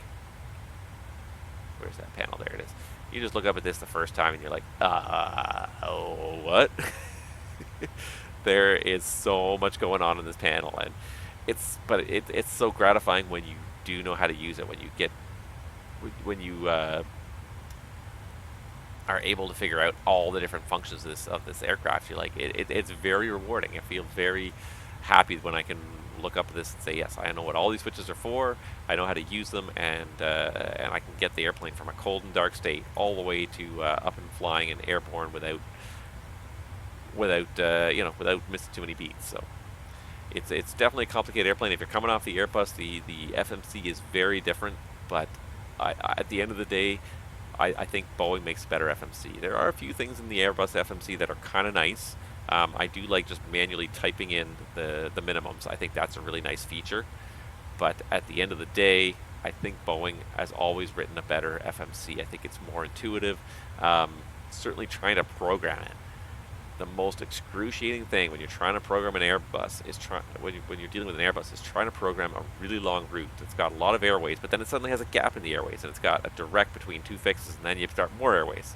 Because you got to come out of the airway menu, you got to scroll all the way down, you got to put in that next fix, and then you got to go back to the airway menu. That whole process of putting airways into an Airbus FMC always feels extremely awkward to me. I know it, I've used it, I understand it to a degree now, but again, it just feels very counterintuitive. Boeing, it's right there. You just put it right in, boom, airway on the left, waypoint on the right. Airway on the left, waypoint on the right. Like you scroll through the route page and you're just doing it. It doesn't feel awkward. It doesn't feel, you're not in and out of the menus. You're not scrolling around tapping that down button or that up button or trying to get to the end of a long flight plan that's got 27 fixes on it already, and now you got to get to the end of it. I feel like that is very awkward to get through sometimes. So I think that, yeah, like I said, I think Airbus has got a lot of nice things going for it, a few smart ideas, but overall Boeing has still built the better FMS, and it's still true to this day. Maybe it's just my style of thinking and flying too. And I think if you were to give me a choice, I would take an Airbus any day, or I would take a Boeing any day. Give me a choice between the two of them, I'll take a Boeing. I think the aircraft are just more intuitive, and I believe in the design philosophy of the Boeings. At the end of the day, Boeing has still kind of sticks to that philosophy that the pilot is the ultimate authority on board an aircraft, and that at the end of the day, the pilot has the ability to override each, every, and any system on an aircraft. Airbus has the opposite philosophy. It thinks that the airplane and the computer in the airplane is the ultimate authority on the airplane. The pilot is there as window dressing. And it's not that pilots cannot make mistakes. I'm not gonna go down that road at all. Pilots obviously can make mistakes. There's no doubt about it. But two professionals in the front of an airplane, backing each other up, are pretty unlikely to make mistakes. And to take away, and again, you can have safety systems built into the airplane. You can have backup systems built into the airplane. But at the end of the day, give the pilot the chance to override each and every one of those systems. And that's not the Airbus way. The Airbus way is if the pilot makes a mistake, or if we think the pilot's making a mistake, the airplane is just going to take over and do what it thinks is right. Probably the case, but there's also a chance that the airplane is in a scenario that the aircraft designers never predicted. It's possible. And, well, the miracle on the Hudson I would not chalk up as being a fault of the Airbus per se. A dual engine failure, yeah, thank God for those pilots, but a dual engine failure in an aircraft, even in a Boeing, would be a completely a gong show situation regardless. There's no flight testing for that, that's for sure. Any procedure that they put in the book for ditching an aircraft off of a dual engine failure, Boeing or Airbus, it is purely this is the best we come up with. Nobody has flight tested that procedure until Sully came along and flight tested it. But nobody has flight tested those procedures either. Simply, these are the best suggestions we have.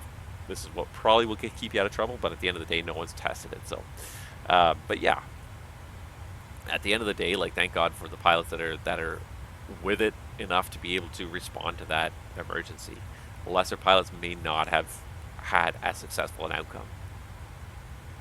Oh, you would like to think that most people would have had that successful outcome, but a very small window to come up with a plan of action that is reasonable, making snap judgments. If you've ever read Sully's memoir about that, I can't remember what it's called now, but I read it. I went and read it. And he talks about so much stuff in his career that led to that point and led to the decisions. And it was like the whole thing was over in like 3 minutes. Those 3 minutes must have felt like an eternity to those guys, first of all. But how many different decisions that they made that day that were rooted in something that happened earlier in their career. Great pilots, experienced pilots, are experienced pilots are good pilots because they've seen so much and they have so much experience to draw on. They've probably seen something similar that they can then take something from that situation, extrapolate it, and put it in this situation. And in order to be able to make those kind of snap decisions, and he made these decisions like so rapidly. Like they gave him a turn, and as soon as he had an engine failure, they started giving him a turn because they thought they were going to bring him back around for LaGuardia. And additionally, he thought the same thing. And then as soon as he started turning around, he could actually see where the airport was relative to where he was. He's like, no, that's not going to happen. He just made that judgment. It's like, can we make Teterboro? And he's looking. It's like, no. What have we got? We got a river. That's it. That's the last one. It's not the scenario anyone wants. It's not the ideal, but it's like, that's it. But he's making these judgments about what to do in a matter of seconds. Like, it was just, there's no time to think, and that's when you draw on that experience. Things that have happened in the past that have prepared you for that situation, that have given you some kind of bank of knowledge to draw on and be able to make these decisions quickly when the time comes. It's not always easy to make these decisions, and you don't always have the time to make these difficult decisions. And that was the one thing I learned that kind of over the weekend. Sometimes these decisions are hard to make. You don't always have time to take in a full amount of information. Sully did not have 25 minutes to plan out the perfect approach to a river and do everything. He had 3 minutes, and that's it. That's the time frame. This plane has no power.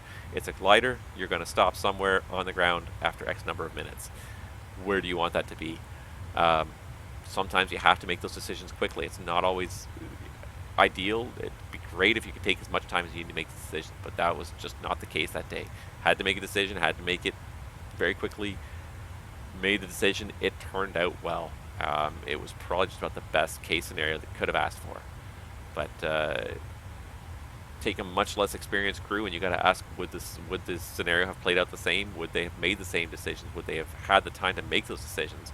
A younger, more inexperienced crew is probably going to take more time to try and think about it and try not to make a rash decision, but they don't have that experience to draw on where things have happened in the past. It was great going through his book. He talked about all sorts of different events in his past and what one single decision in the flight deck that day was contributed to by so many experiences in his past. It was a great book. I really, really liked his book. Very insightful, kind of gave you a lot of things to think about, even if you're not a pilot. Kind of gives you an idea of the kind of things that are going on in a pilot's brain. In a very kind of layman's way. Like, he made it very accessible, very easy for anyone who's not a pilot to read the book. It's great if you're a pilot, you know that much more about the business, you could get that much more out of it, but even someone who's not a pilot very much understand his thought process, why he was the right man in the right place at the right time of that day to carry out what he did. And I mean, I'm sure he wishes he was not that guy on that day and that particular airplane, but his life's experience at that point provided him with the knowledge, the skill, and almost the instinct to be able to have that successful outcome. Anywho, I wax poetic on this, but we really should start setting up because I can see that star is starting to come up pretty quickly there. Now it's about 80 miles away. So let's start bringing up some weather for LaGuardia. LaGuardia, the winds are 190 at 11, 10 miles, broken at 1200, overcast 1800, 18 degrees, 14 degrees, 30, 10. So it's a little bit low overcast, but we got an ILS onto runway 22, so that's what we will be doing. So let's start setting that up. Get those charts up there. Really kind of annoying that my track IR stopped working, but what are you going to do? All right.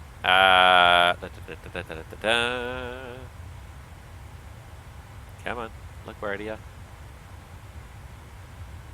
This is Gordonsville right here. I guess it's the start of the star right here. Actually, we're already started. That's okay. Still got a while till we have to start down for sure. If we got about 45 minutes in the air still. It's always tough finding stuff to talk about on these longer flights, and like I wonder how guys do, like in the real world, how you do long hauling. Like what do you do to pass the time to keep your brain occupied? Because if you're sitting next to the same guy for 8 hours, I find I start to run out of stuff to talk about after about the 3rd or 4th hour, and then you're just sitting there in silence after that. Awkward silence. Okay, let's just get some stuff in here. So inbound course is 224 and 110.5 is the frequency. So 224, let's set that on both courses. sure both are showing the same thing here. 224. Oops. And then 110.5 on the radio. Oh, look at that. 110.5 is already up. Nice. 110.5. Awkward silence is golden. You know, and sometimes the silence is not awkward. You guys get along well. You know you've got stuff to talk about. You know you've had a good chat. Maybe you're both just feeling a little tired, a little worn out. It's okay to kind of sit there quietly for, you know, with your own thoughts for a little while. But sometimes sometimes you just want a little chat just to sort of keep everybody alert too. It's a useful tool. Look, you know, if I wasn't chatting with you guys now constantly, I'd be just about falling asleep here. I had an early morning. I was up at 6, which is, for me, is quite early, which means it's probably well past my bedtime, and I'm feeling it. I'm definitely feeling tired. Looking forward to getting this flight done and crawling into bed for sure. But I mean, I'm enjoying this. But this conversation, such as it is, mostly just me talking, it's very stimulating, kind of keeping me occupied and alert and awake here. So Asidio asks, are you allowed to read a newspaper on the flight deck? That will vary from company to company. In general, companies frown at reading on the flight deck. For obvious reasons, it is at the end of the day a distraction. If you're reading a newspaper, you're not monitoring what's happening with the airplane. That being said, human beings can only do so much monitoring before they also just sort of zone out anyways. So, you know, are you increasing the risk factor by reading something that's not related to the flight, or decreasing it? Because if you are falling asleep anyways, if reading something will keep you awake and keep your mind kind of working, maybe that will keep you a little bit more alert and able to handle anything that comes up. But on the other hand, while you're reading, there's no such thing as multitasking in this world. There's no human being that can multitask. The human brain can only focus on one thing at a time. People who are good multitaskers usually are good at quickly switching from one task to the next, but like a processor in a computer, like a single core processor in a computer, you can only actually do one calculation, one task at a time. So if you're reading, you are not paying any attention to the airplane. If you can read a page and look up and observe the airplane and make sure it's you know, everything's still going the way you think it is, and then you can look down and read another page and look up again. If you can set yourself that sort of a target and look up every so often to make sure the airplane's working, I don't see it as being a huge risk. I see it as being more beneficial than detrimental, just because you're more likely to keep people stimulated, awake, mentally alert, able to handle anything that happens. That being said, some companies have very explicit policies about reading on the flight deck. Some companies will say you can only read if it's a technical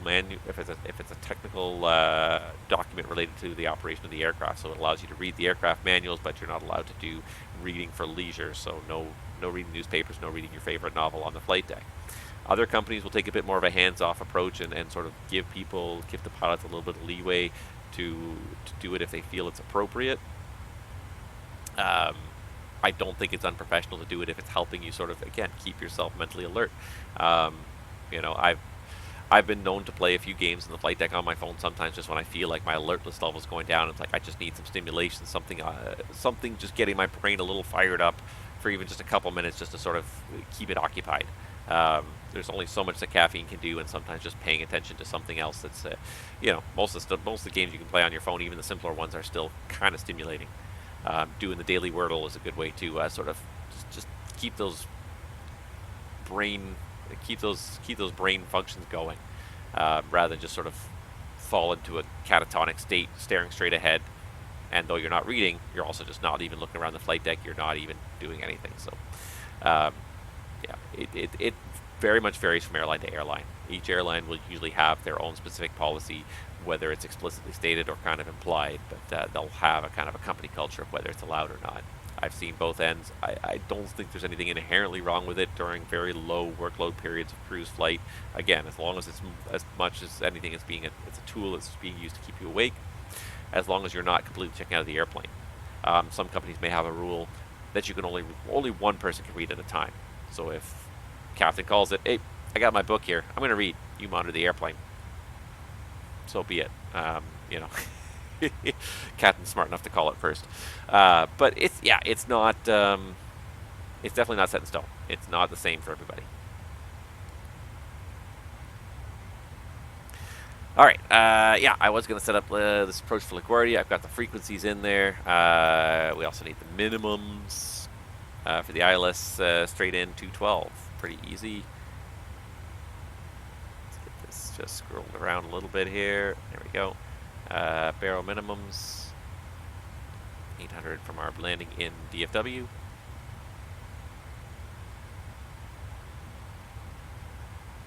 Just winding it down to 212.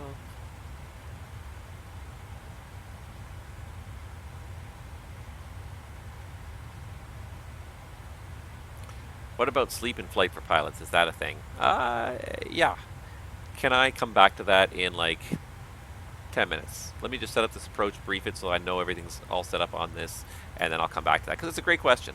The short answer is sometimes yes, with different caveats in there, but I'd love to get into it a little bit more. But let me just brief this up first. It's going to be a little bit awkward without my track IR on, but I'm going to put it on for the landing, but I just don't want to put it on yet. Not going to put on Big Red just yet. All right, so we're going to do a flap 40 landing. LaGuardia is not a particularly long runway, so and I do have a tendency to float this airplane a little bit. I'm still getting the hang of it, so I'm going to definitely do a flap 40 landing. So we're going to call it flap 40, speed 12, ref 123. There it is, narrow minimums. Okay, I think everything's in.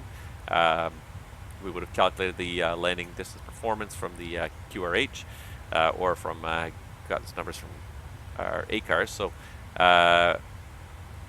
we are going to do the approach briefing here. So we are going to be doing the Corey 4 arrival into New York, effective on the 2nd of December of 2021. So this changed not too long ago. And you can always look in the bottom left corner and see what the changes are. Atlantic City VOR frequency at Garrett. So I guess they added... Where's Garrett here? Or they removed it. Maybe they had it there and then they removed it. Because I don't see it there at all anymore. So they must have had it and removed it.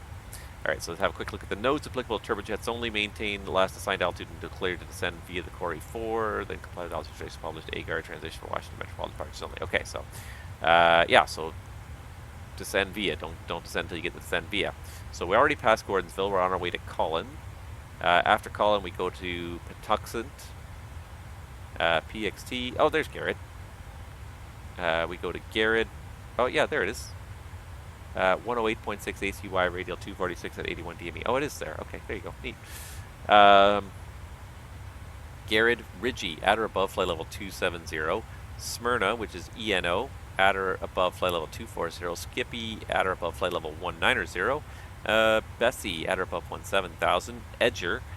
Davis, at or above 13,000. Holy, Brand at or above 11,000, and Corey at 10 is the last altitude. So that's going to be our descend via altitude. Then we go to Robbinsville. That's Robbinsville right there.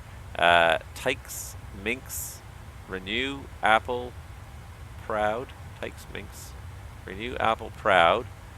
And then expect radar vectors after we pass Proud. And we're going to get radar vectored around for the ILS 22, which is the other way. So we're going to give ourselves, usually we get, most of the time I see aircraft getting vectored around for a left downwind for runway 22 if they're not on a straight in. So that's what we're going to plan on there, is a left downwind for runway 22, as it's going to be a self-vector by the looks of it. For the ILS to runway 22 in LaGuardia, New York. I can see the airplane's turning here. We're just passing Collin right now. So 110.5. 224 is the final approach course. We've got both those things set. Hold on. 224 and... Oops. Let's see if I can find the right thing here. Here. 110.5. There we go.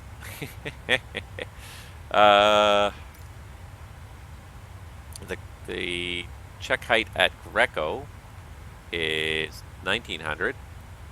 Just check and make sure that is there as well. Greco, oh there it is, Greco just cycled through. Greco 1900 and the ILSDA of 212. We got 212 set. Touchdown zone at 12 feet, so we've got 0 feet set on the landing elevation here. And the MSA is highest west of the field, 2,900 feet over Manhattan. Missed approach is declined to 3,000 feet outbound on the LaGuardia VOR 225 back to the Proud intersection. And hold to continue climbing, hold to 3,000 feet. The VGSI and ILS glide path and knock winds, VGSI angles 3 degrees with the threshold crossing height 67 feet. Radars required for procedure entry, radar DME required for local only. There's no notes on the plan. This is a standard 3-degree glide slope today. ALSF 1 lighting system with PAPIs on the right side for this landing into LaGuardia. And we require at least RVR 1800 or a half mile if we've got the full lighting system today over in LaGuardia. After landing on runway 22, it's a convenient left turn off the runway. Let's see here, yeah, left turn off the runway. Usually, well, I don't usually land this airplane. Usually I make Charlie. We may make Yankee. It's 7,000 feet. It's not a short runway, but it's short enough, you know, for these narrow-body aircraft. It definitely need like a full flap decent performance on it. Anyways, we'll go back to the terminal. I believe American usually parks over here on lanes 5 and 6. So we'll taxi Bravo, Echo, Alpha, and enter the gate on one of these lanes here. I'm going to look it up in a second. See what gate recent flights have parked at. Terrain, again, 2,900 feet to the west of the field. The weather, it's not bad. It's broken at 1,200. It's not hard IMC, but definitely we'll need to fly the approach down towards 1,000 feet before we'll spot the runway. Visibility seems okay beneath. 3010 on the meter. We can actually set that right now while I'm thinking about it. So 3010.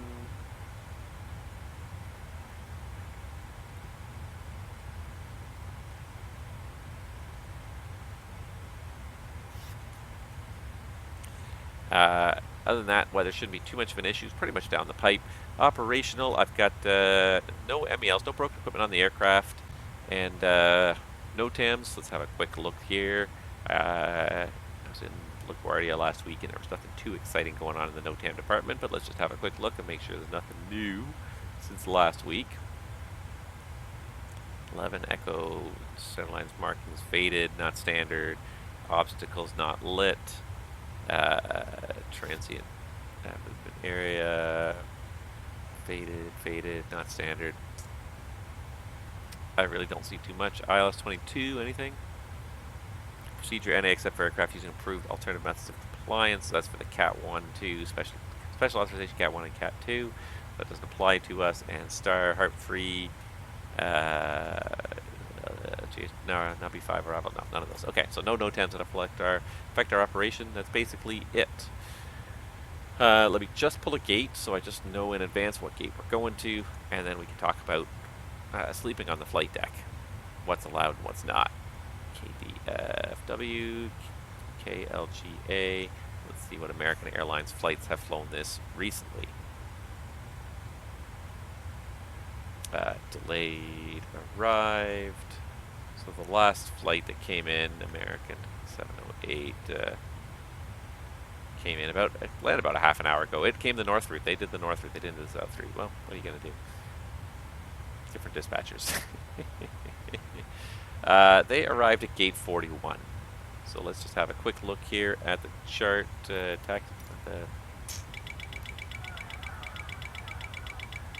Ah, you stupid thing. Come on. Sudden wind shift. Alright. People did not like that.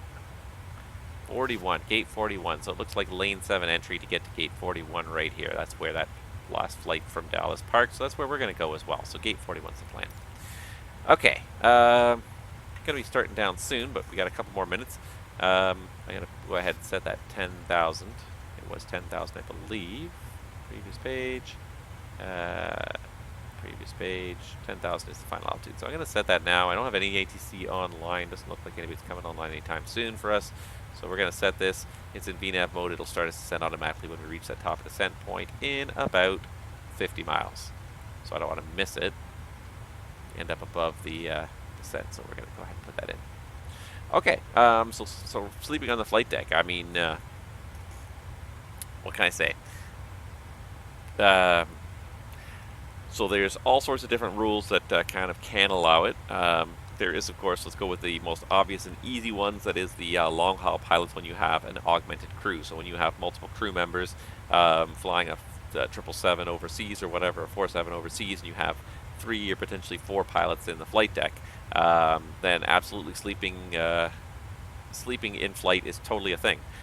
You can't do a 14-hour flight from New York to Dubai without being off duty for some period of that time. It's way too much time to spend at the controls of the airplane, and there's even longer flights out there. So I honestly, because I don't do long haul flying, I don't know exactly what the rules are. I know there's like a maximum time you can fly with 2 crew members, and then after that you have to have an augmented crew member. You have to have an augmented crew, so you need to have at least a 3rd guy.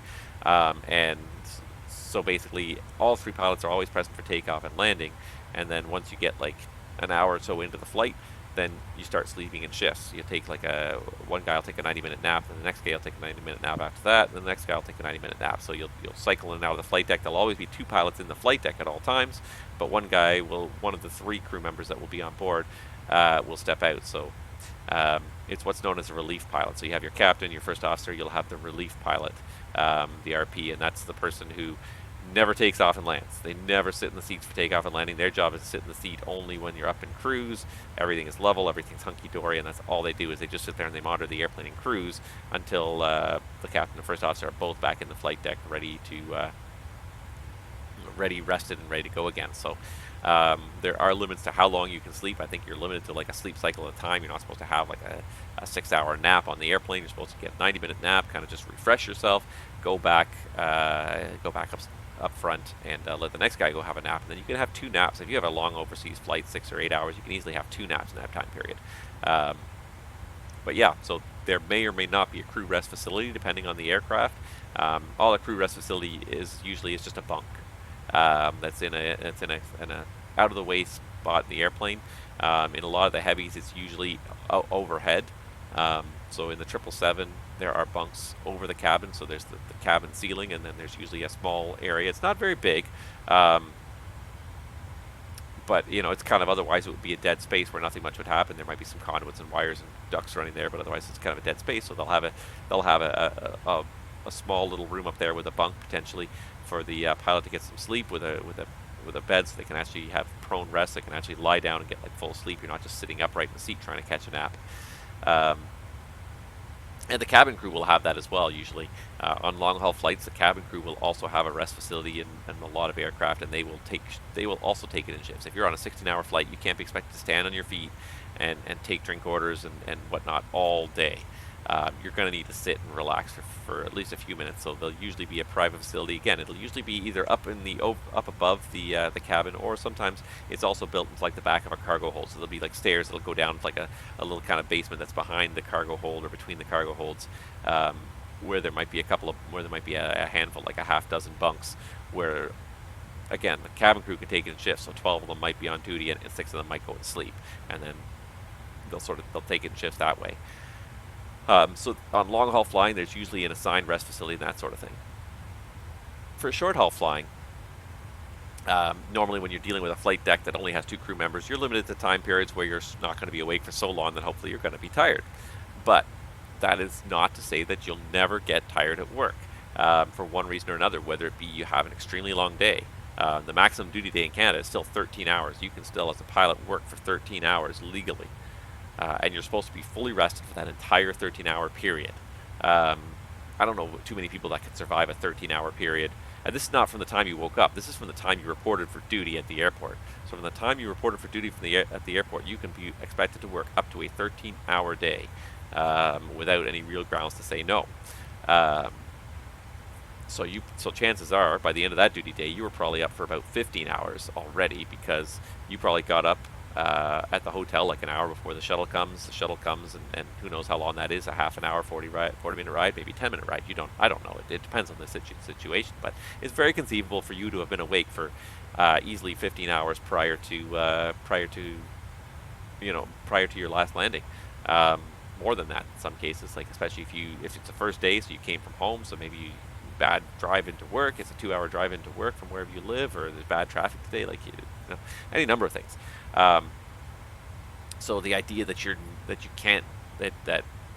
just because it's legal and you can do a 13-hour day legally, because in the ideal world doesn't always mean it happens well. So there's something else called controlled rest on the flight deck. which generally applies to something like a 737, most narrow-body airplanes, regional jets.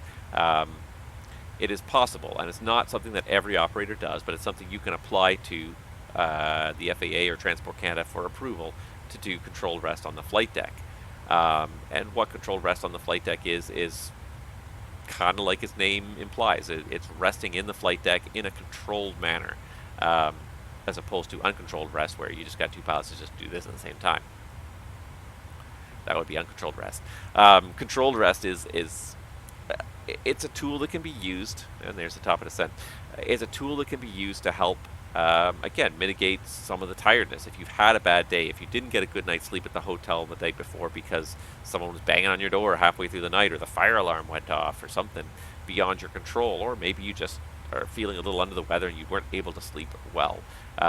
So you're tired by the end of the day. It happens. Human beings are not perfect machines where we can just say, yep, I have to be awake from these hours to these hours, and that's it. I'm going to sleep for this period. I'm going to be awake. It doesn't always happen the way you plan it. So controlled rest on the flight deck is supposed to kind of take that idea into account. There's a bunch of different rules that go with it, so you have to train for it. You have to train for rest for sleeping. It's not that you have to train for the sleeping, it's that you have to make sure that in your annual training at the airline, they have to talk about what are the rules, what are the requirements, those sort of things. So what are the rules around it?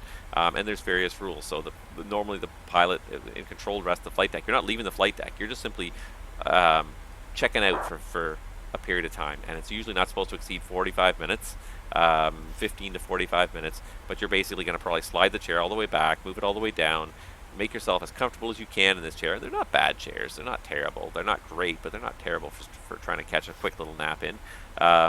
You're going to brief the other crew member, give them full control of the radios and the aircraft, so you're going to basically just completely check out. You're going to kind of move yourself away from the controls, just check yourself out, take a few minutes to just sort of calm down, take all the stress out, stop, breathe. And the other thing is you're also going to tell the flight attendants what's happening, because the flight attendants have to make a call at the end of the controlled rest flight period. The point being that if the other guy, who's not supposed to be sleeping, happens to fall asleep as well, because he's tired too, perhaps you both had the same really long, tiring day, if the other guy falls asleep too, who's flying the airplane? Nobody's flying the airplane. So when you're going to do control rest of the flight deck, you have to notify the flight attendants and tell them this is the time the rest period's starting, and this is the time the rest period's ending. Unless it's an emergency, you don't call from this time to that time. But then at the end of that time, wait 5 to 10 minutes after that. If you don't receive a call from the flight deck, call the flight deck and make sure that both people are awake, instead of both people having fallen asleep and one guy's not ready to wake up the other guy, because that may be the only thing that the guy who's sleeping intentionally is relying on the guy who's supposed to be awake to wake him up. So there's a whole bunch of procedures to make sure it's as safe as possible. There's a limit to how long you're allowed to sleep. You're only allowed to sleep for 45 minutes because you don't want to get into like a really, really, really deep sleep, and then if something happens in the airplane and suddenly the other guy needs you, you don't want to be in the situation where you can't get back into it fairly quickly. Even so, barring any kind of abnormality, once the controlled rest period is over, usually you give the person about 5 to 10 minutes to kind of wake back up, zone back into what's going on before you assign them any duties. So no work on the radio, no flying the airplane until you've had 10 minutes after your nap to sort of get back awake and sort of get yourself back into what's going on. So yeah, it can be a useful tool. I have worked at airlines where it was permitted, and I have had a few controlled rest naps, and sometimes just all you need is, like, if you're just having a hard day and you just need to just shut your eyes for 15-20 minutes, and sometimes that's all you need to just refresh yourself enough that you can get through to the end of the day and get to the hotel. Some of these days in this business are grueling. 13 hours is a long time to be at work, and I guarantee you, if you make it to that 13-hour limit, no day is planned at that 13-hour limit. If you're approaching that 13-hour limit, it's because stuff did not go as planned. You're delayed for this, that, and the next thing. You probably were stressed out because of whatever caused the delay, whether it be a maintenance issue, you know, an abnormality or emergency happened, passenger problems, whatever probably happened to put you behind schedule. Weather is probably also stressing you out, making your day tougher. So I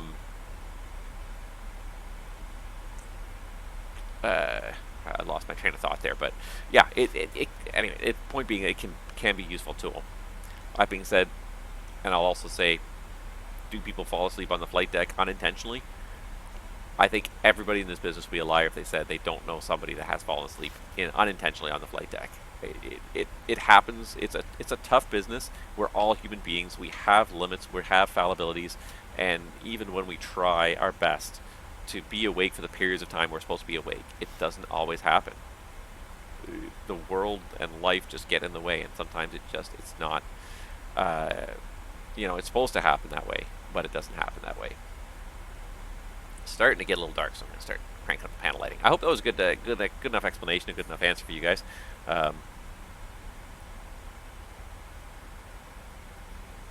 Now we're getting pretty quickly into this, so I gotta hurry up and just get this. I gotta go back here and turn this lighting on, and then we gotta do a descent check really quick. Alright, and there's a transition, so set 3010 on the meter.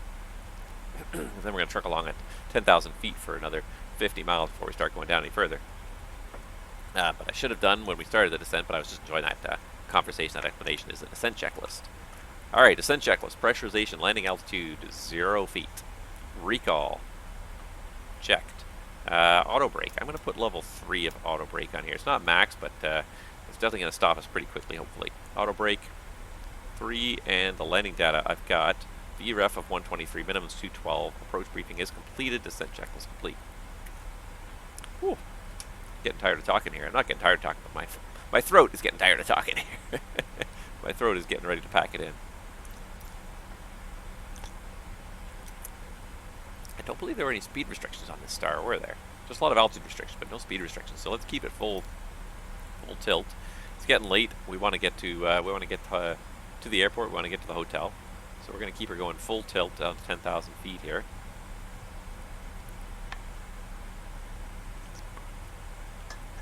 So I'm going to just set speed intervention so it holds the 330 knots. But yeah, we got about what do we got here? We got about that's 40 miles. So yeah, we got about 60 miles to the airport. We're gonna go a little past the airport, circle back. Did I purposely plan to land during magic hour? A little bit. I was just being very rough with it, but I didn't want to. I honestly, like, I hate shifting the time in the sim. Like, I would much rather fly this in real time, but the darkness is so... It just ends up being so plain. This sim does not do a good job of representing... it's not the sim... That's not the sim, I should say. The codec, the Twitch streaming codec. It cuts the quality back from what you see, from what I'm seeing on the screen. And especially at night, it just makes it so... It's just black. So I tried not to do that, so I tried to set it back the minimum amount that I thought I could get away with, and it's going to end up with a night landing in New York, which is actually going to be really kind of nice. As I try to sort of do it in even intervals of hours, so I was trying to make it an even number of hours. I paused it for a couple seconds while I was... oh, you know what? Pause it actually was when I reset my internet before I started the stream, and then the sim tried to announce it was disconnected from the internet, so that paused it for a good, like, solid 6 or 8 minutes, I think, while my internet rebooted. Alright, I think it's time to get out old red again.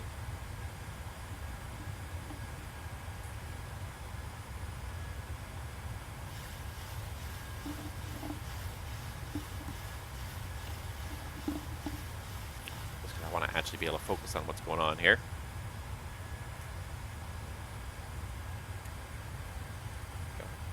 Alright, so we're at 10,000 feet over, coming up over Robbinsville. I don't believe we have any ATC online. The only ones I can see right now, Atlanta Center, Minneapolis Center. So I got no ATC in the New York area, so it's going to be purely just me. We are up on 22.8. I haven't even heard too many calls on the Unicom frequency. There's a few aircraft operating around here. LaGuardia doesn't have too much traffic by the looks of it right now. That's what I'm trying to spot here. LaGuardia has got me inbound and then somebody else coming in behind me, but not for a while. So pretty much the only aircraft go to LaGuardia, so I don't have to worry too much about other airplanes. It's not to say that they're not out there. There's a couple guys going to JFK as well. So because of the way the airspace is structured here, it's going to kind of take us a while. We have to be very careful how we move around here. So basically, we're going to follow the star right till we get to Proud, because that'll keep us right up the middle between JFK and Newark. So Newark's right here, JFK's right here. We're going to come up to Proud intersection right up the middle, and then at the end, we're going to hook to the right and join a left downwind. In the meantime, I'm going to keep the speed up because, well, it just gets us there that much quicker. Should only need about 30 miles to get down, so we got lots of room to kind of get down here. I think in the real world we would have slowed down and gone down by now, but because I get to do a little bit of my own controlling here, it's just that much nicer. Descent path on the G-pole. Thanks, plane. Don't worry about it. I got it. I'm doing it the old-fashioned way here. Pardon me. Yeah, maybe I should just take one or two external shots without me in the view there.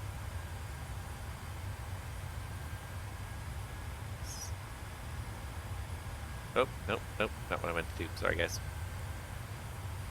Come on. There we go.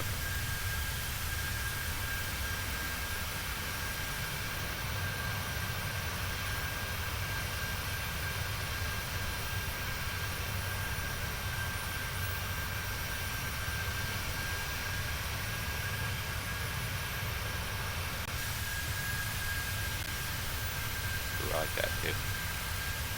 Set a little more, zoom in a little more.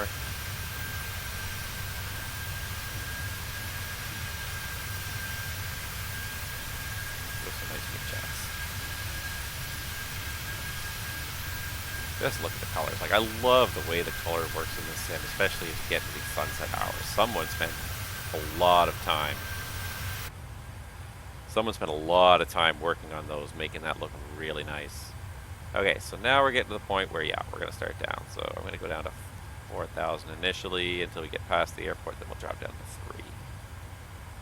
Alright, so first things first, speed back to 250, and then we'll start down. Since we're at 10,000, let's go ahead and get the landing lights on. Seatbelt sign on.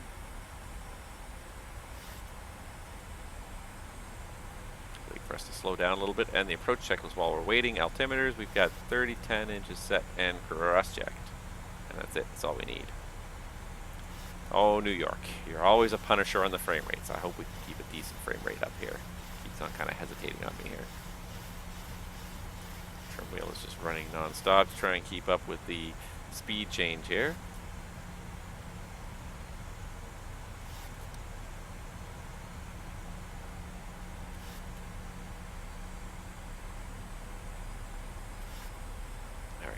Level change, so it's starting to bring the power back up already. Just go level change, it'll start down for me.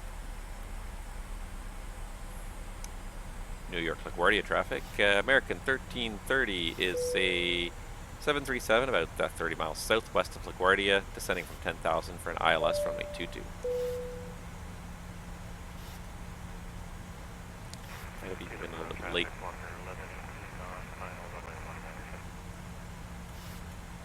Might even be a little bit late to start that down, but we got to go past the field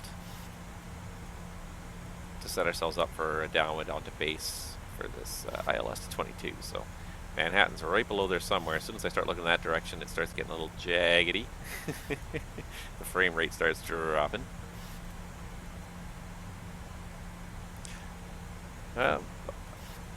Beautiful night. I got to say, I'm a little disappointed. I kind of really intentionally did the night stream, hoping to get a couple of extra viewers in here tonight, and I did not get enough to even up those failures to the 10 failures per 10 hours. I wasn't able to even get the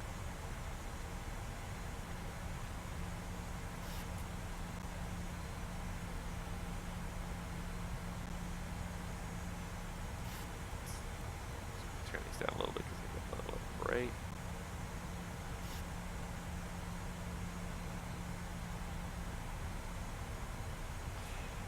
Alright. So let's leave crowd on a heading of 055. And then that should get us pretty nicely established. Just turn down these displays on this side as well.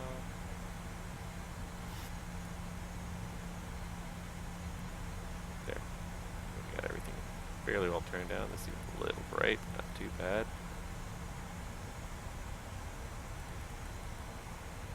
And you can turn these down, nice.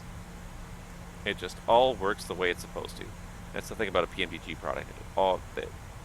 Every button in the flight deck just works. Alright, there's Proud, so let's take up a heading of 055.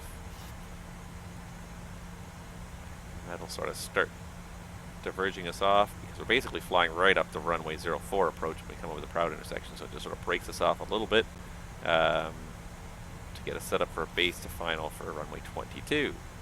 And LaGuardia's coming up down here somewhere. It's just going to come into sight there. I think we're gonna fly pretty much right over Flushing Meadows. That's Flushing Meadows right there, so the airport's right there. I know this airport quite well. I know how to sneak in and out of this airport quite well. Pity we can't do the park visual. Circling 180-degree turn to roll out at 300 feet on final for runway 31. Always a fun one. Alright, so there's LaGuardia right there. I may need to even break off like another 10 degrees to the right, just to sort of give me enough room to really be able to turn back on base to final.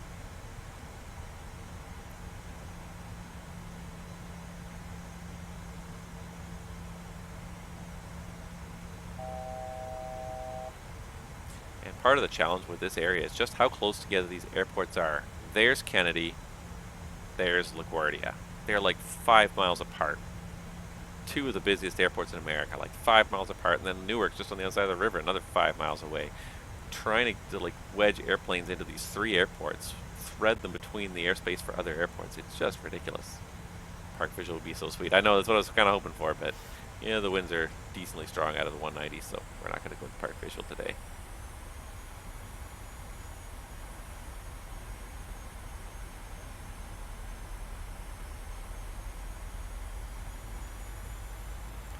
Keep hearing hesitations in the audio now. My sim never likes New York. My computer's not the best, and New York is just a hog because there's so many buildings there. Alright, let's go down to 3. We're past the airports, we're going to go down to 3, and we're going to turn base at 3,000. So 3,000 feet, level change. And Yeoman is 3,000 feet or above, so we'll make sure we get the... We'll join final just outside of Yeoman. So we'll get down to 2. We'll get down to 3, and then we'll start slowing her up.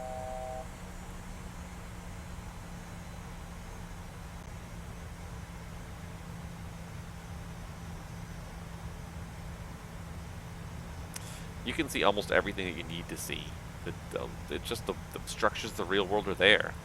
It's a pity they don't have the it's funny because like I don't like the park visual. I like the expressway visual better, but they changed the expressway visual to the park visual, and they took away those 2 tanks as a landmark. Instead, it's like the 5 towers. I'm like, what 5 towers? Every freaking building in New York's a tower.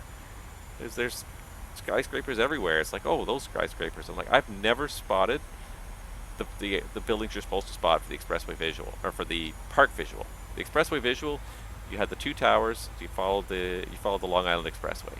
The park visual, you're supposed to like make a right turn at the 7 towers. I'm like, what 7 towers?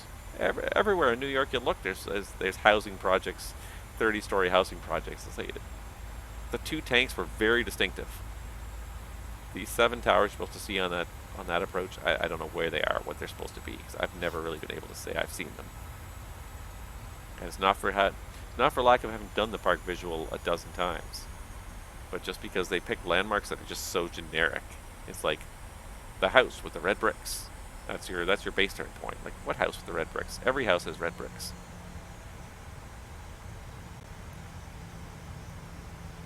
Alright, so I got speed 210 set up here. Just got ready to turn base.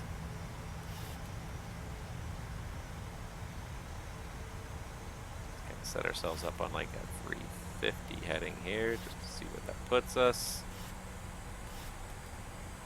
And I guess what we should also do is just 224 inbound to Yeoman.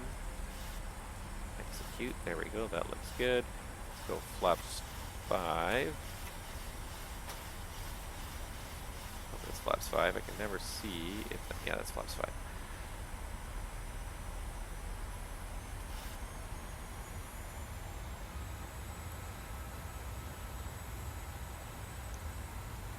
Alright, speed 180.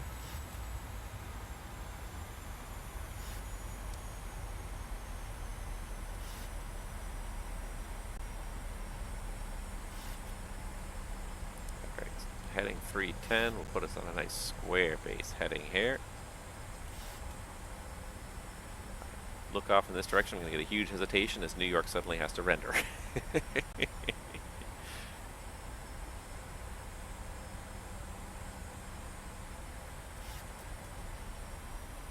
Alright, flaps 10.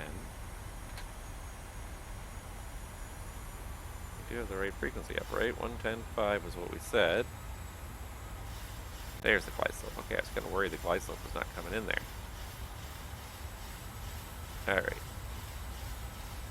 Heading to 50. I'm just going to let it kind of roll out in that heading, and then I'll arm the approach here.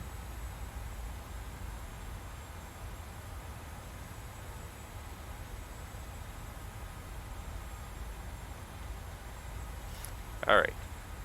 Loc and glide slope are armed. I said we're going to use the HUD too, didn't I? There's a little bit of information for you.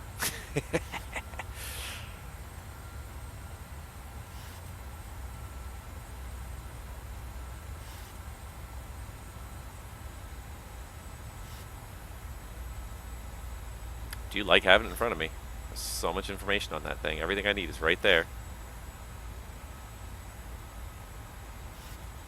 Alright, any second now we're going to get Loc. Because the glide slope's coming in pretty quick here too. May have turned a split second too early, but the Loc's coming in pretty fast. Hopefully, looks like we're going to get double capture here. DOR Loc, there it is. Glide slope. Go around altitude to 3000 is set, and the inbound course 224 is set. Alright, let's go gear down. Flaps 15.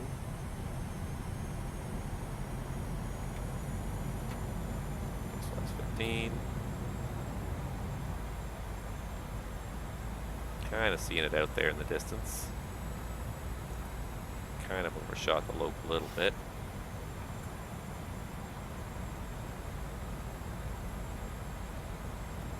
Radio altimeter.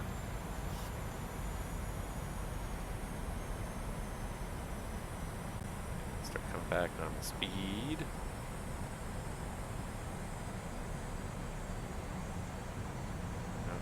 Cluttered now because we're on an ILS. Nice. Flaps 25. Flaps 30. I gotta arm the speed brake. Ignition on continuous.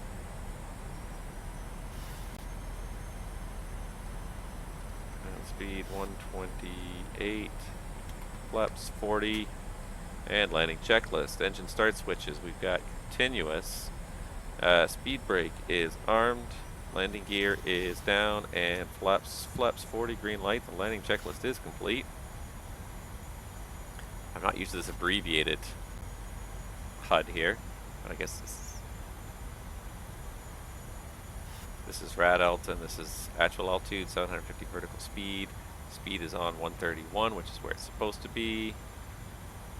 123, actually no, sorry, it's supposed to be 128 set. Just there, airspeed 128. Got a little bit of a wind from the quartering from the left, but it looks almost on target. I can just see the approach lights coming in there. She is a little hazy out here. There is definitely a lower cloud layer in here.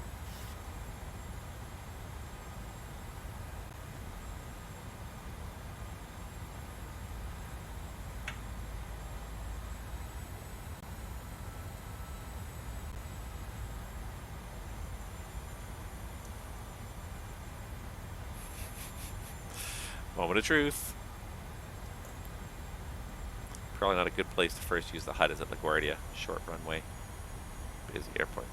LaGuardia traffic, American 1330 is a 4-mile final, runway 22. Came up in 2 miles final. Let's see DME readout on this. No, yeah, no, I was right. DME 4s.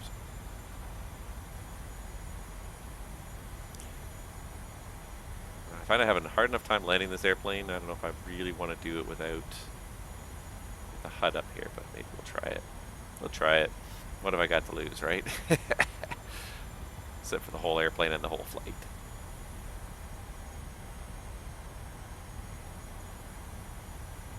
Alright, we're kind of out of the haze now at least.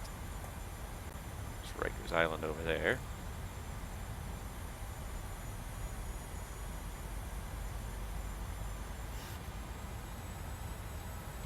See, I'm not used to it. This is not, a night landing at the LaGuardia is not the place to learn that. To learn that system.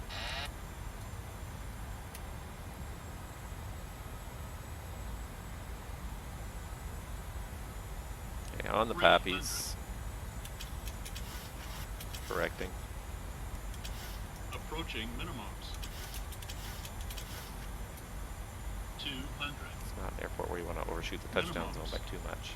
Landing. 100. 50, 40, 30, 20, 10. Probably a little bit rough, but again, like I said, it's just not an airport where you have a lot of margin. You don't want to overshoot that touchdown zone by too much. Comes the reverse, positive acceleration.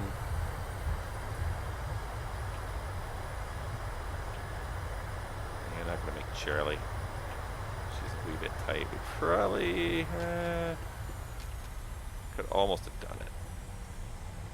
Let's just roll down to Yankee. She was tight. If I probably pound on the brakes a little harder, I probably could have made Charlie there. Please remain seated until the aircraft has arrived at the gate. You are reminded that all electronic devices should remain turned off until you are in the terminal building. Thank you. Yeah. Oh, that park visual is just, yeah, go look at it. It's just stupid. It's like 7 high-rises, really, in New York City? Isn't everything a high-rise in New York City? No, it's and I liked the expressway visual. It was so well designed and easy to spot landmarks. The park visual, if there's one thing I can say about the park visual, is that I've almost never spotted those visual landmarks ever. You can program it in the FMS and you can fly it in the FMS, and that's what you have to do because those visual landmarks are useless. I don't know what they were thinking. Alright, go. LaGuardia traffic, American 1330 is clear of runway 22, taxiing to the ramp. Alright. A little bit hard to see some of these lights in here, so I'm actually going to grab the dome light already. It's a little bit premature, but just to see what I'm doing here. Lights. Oops. No. Taxi light on. That's the one I want. You can go off on those. I can go to steady. Those up, those up. That off. The auto brake works pretty well in this airplane, though. And I believe that's everything. I can go ahead and kill that dome light again. I just needed it to see what the hell I was doing there. Alright, and we made it to LaGuardia. New York LaGuardia Airport. Gonna go around to gate 41. That beautiful new terminal. Yeah, no, they changed the expressway visual to the park visual about probably was about 2 years ago now, I think. Like, I think it was just pre-COVID a little bit. I think. I can't remember honestly. What's the effective date on the park visual there? And that might tell you when they changed it from the expressway visual. But it's only been in the last couple of years that the park visual disappeared. Or the stadium visual disappeared. Not the stadium visual. The expressway visual, that's the one. Getting all my visuals mixed up now. Alright, yeah, I don't care. I know the auto throttle's not armed. It's fine. Alright, so we're gonna take the right turn here on Alpha.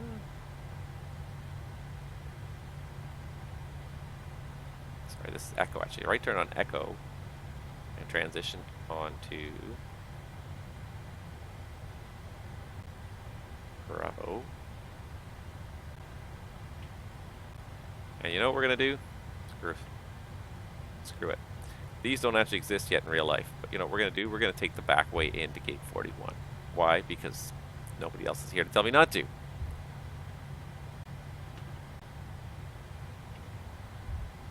Alright, so let's just start up that APU.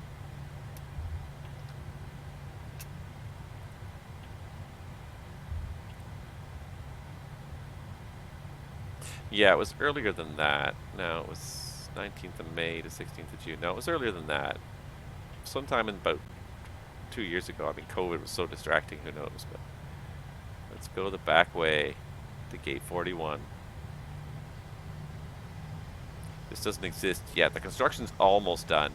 This part of the terminal is pretty much all open. What they're doing now is the old terminal is still all on this east side there, or west side.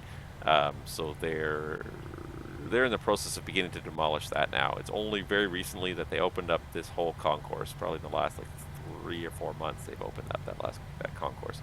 This one's been open for almost 2 years now. This is just kind of coming to the end. So another year or so, and LaGuardia will finally be done a lot of its construction, at least with this new terminal here.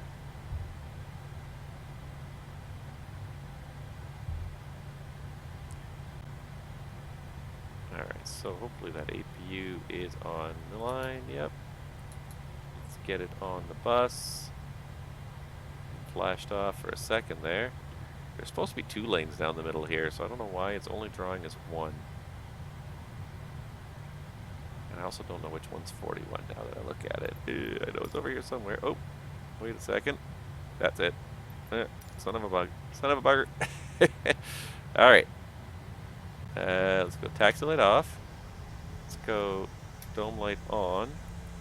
Let's see if we can get this thing around here. Dock at this gate. And hopefully the right bridge will come over, because I can see it happening now that the bridge on the right is the one that's going to come over, because it's going to be a little closer to us when we dock, I think.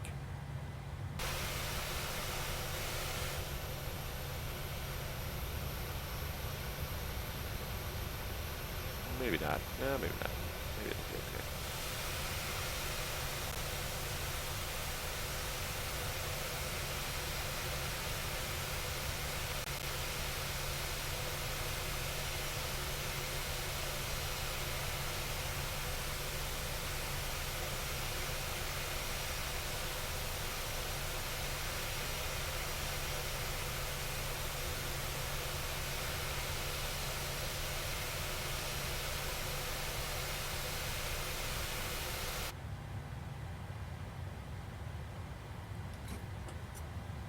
Alright, parking brake set, generators are off the bus.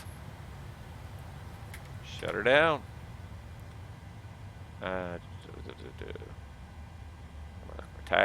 Seatbelts. Come on. Move. Thank you. Collisions off. Alright, so probes can go off. Hydraulics can go off. Fuel pumps go off, except for we need the APU, and I think that's about it, unless I've forgotten something obvious. I'm sure that's what the checklist is for anyways. Let me just try and pull that bridge across.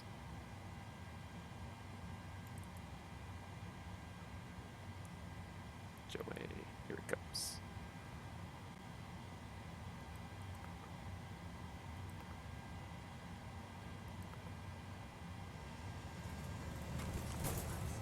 Shocks are set. Request the ground power.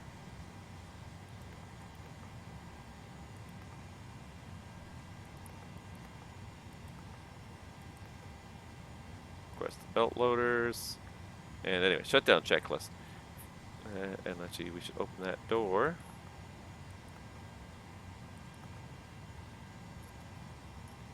Alright, shutdown checklist. Fuel pumps are off. Probe heats off. Hydraulic panel is set. Flaps are up. Suddenly it's grind to a halt here, isn't it? Parking brake is set. Start levers are cut off and the weather radar is off. The shutdown checklist is complete. Welcome to LaGuardia. She is a beautiful airport now, I do have to say. This has gone, the transformation is just unbelievable for those of you that ever saw this airport before. But I think in the course of a few short years, you know, it's only been like 5 years, but this has gone from being one of the ugliest airports in America to one of the most beautiful. On the inside, it's even nicer than the outside would have you believe. It's a really beautiful airport now. But anyways, that's it. We are done. We're back to this. The next scheduled flight is LaGuardia down to Miami, and then Miami back to DFW. This shouldn't be too bad. I think it's about a 2-hour flight, so hopefully we can squeeze that in another day. Just a little disappointed we didn't get enough people today to trigger a failure. Hopefully we'll get some more people to listen in soon. I'm like I said, a little disappointed, but it's part of my attempt to sucker in a few more people to watch it. So until people start watching it, I'm not going to be triggering any failures. So here's hoping we get those 10 people listening in and we get those failures. Why is that logo light flashing? Is that supposed to do that?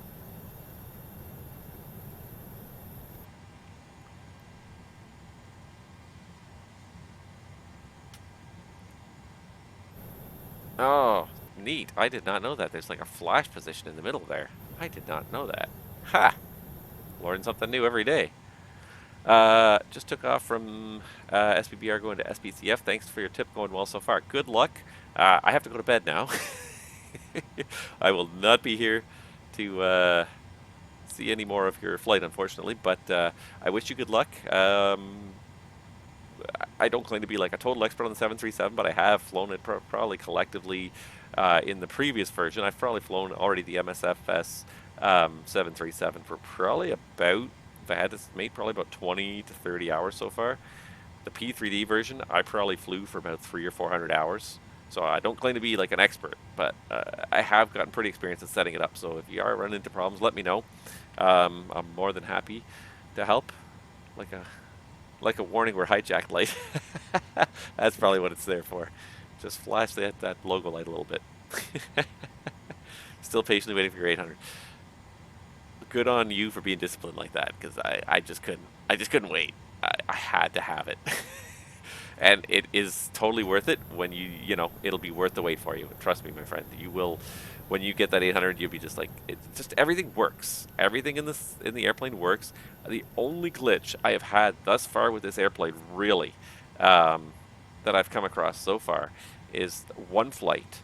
The main display here on the PFD, for some reason, half of it got blanked out. So it was like this whole, the whole attitude indicator section here. There's a big black triangle on top of it, so half of it was visible, half it was not. That's the worst glitch I've seen so far. It's been a periodic glitch. It doesn't happen every single flight. PMDG is trying to track it down. There's something to do with masking that they're trying to track down. That's the only glitch I've seen. I've had that on one flight. I've done probably about a dozen flights. I've had a glitch on one flight. Other than that, everything here works the way it's supposed to. The autopilot, the flight management system is great. The FMSs, you can do anything the real world FMS can do. It's yeah, like the FMS can do anything you're supposed to do. All the systems buttons works. The lights all work the way they're supposed to. You even get the light flashes when you go from one bus to the other bus. Like, it's really good. There's very little here that I say doesn't work the way it's supposed to. I can't think of too many things I've seen that don't work the way they're supposed to. Everything is generally pretty nice. So yeah, if you do have that flashing issue, the next time you start to load you reload the sim, it usually has gone away. So it's a periodic issue there. PMDG's aware of it. I've made a few posts about it. PMDG's aware of it. They're trying to track it down. They're trying to figure out what it is. I don't think they have any idea. I think they have some ideas, but I don't think they really know quite how to resolve it or what triggers it in particular circumstances yet. But that's one glitch for a brand new piece of software in a whole new platform. You know, there's that one glitch. It's not the end of the world. There were going to be glitches. There were going to be teething troubles. Overall, it's everything you want it to be. If you've flown the 37 before, you will feel totally comfortable with the FMS, with the failures, and the PMDG menus functions exactly like it did before, and everything just works. But it just looks so much nicer. The colors are just that much nicer. The night lighting is just fantastic. It looks so good. But anyways, it is really time for me to call it a night, guys. So thank you guys so much for watching. I hope you enjoyed this. I hope you had fun. It was definitely fun. We got another leg done. Stay tuned. Sometime next week, we'll get that leg down to Miami done. I don't know what day yet, but if you haven't joined the Discord before, check it out. Can I post it here really quickly? I should be able to post a link really quickly here for those of you guys that are new and haven't seen it. But I'm not a huge Discord fan, but I do kind of like to use it as just a place to post. What am I trying to say here? As a place to post just my schedule ahead of time, my stream schedule, because it varies from week to week just because my personal schedule varies from week to week. So there is my Discord. I'm not even on the Discord, haha. You will not find out about the streams. No. Oh, you know what? And I totally forgot that I took my webcam away. You guys should have said something. I took that away ages ago. Here I am. I thought everyone was watching me do this on final. Bite my tongue and trying to concentrate on what I'm doing, but no, nobody can see a thing. I keep looking up at the camera and nobody can actually see it. So, hilarious. But yeah, all it is just a way to post kind of in advance when my streams are, for those that want to find out. Those that are subscribers to my channel also get to participate in the discussion about when the next streams will actually happen. So I try to work around as many people's schedules that are interested in participating in the group flights or even just watching the stream. I take feedback on when I'm going to schedule my next stream from my subscribers, from my paying subscribers. So anyone who wants to monitor the schedule, check it out. If you want to participate in that discussion, check it out as well. Otherwise, like I said, it's very late for me. I was up quite early this morning. This is totally fun. I had lots of fun, guys, and I hope to see you guys out there in the VATSIM skies real soon. But I will be back next week with more streaming of A Pilot's Life. In the meantime, stay safe, stay healthy, have a great night.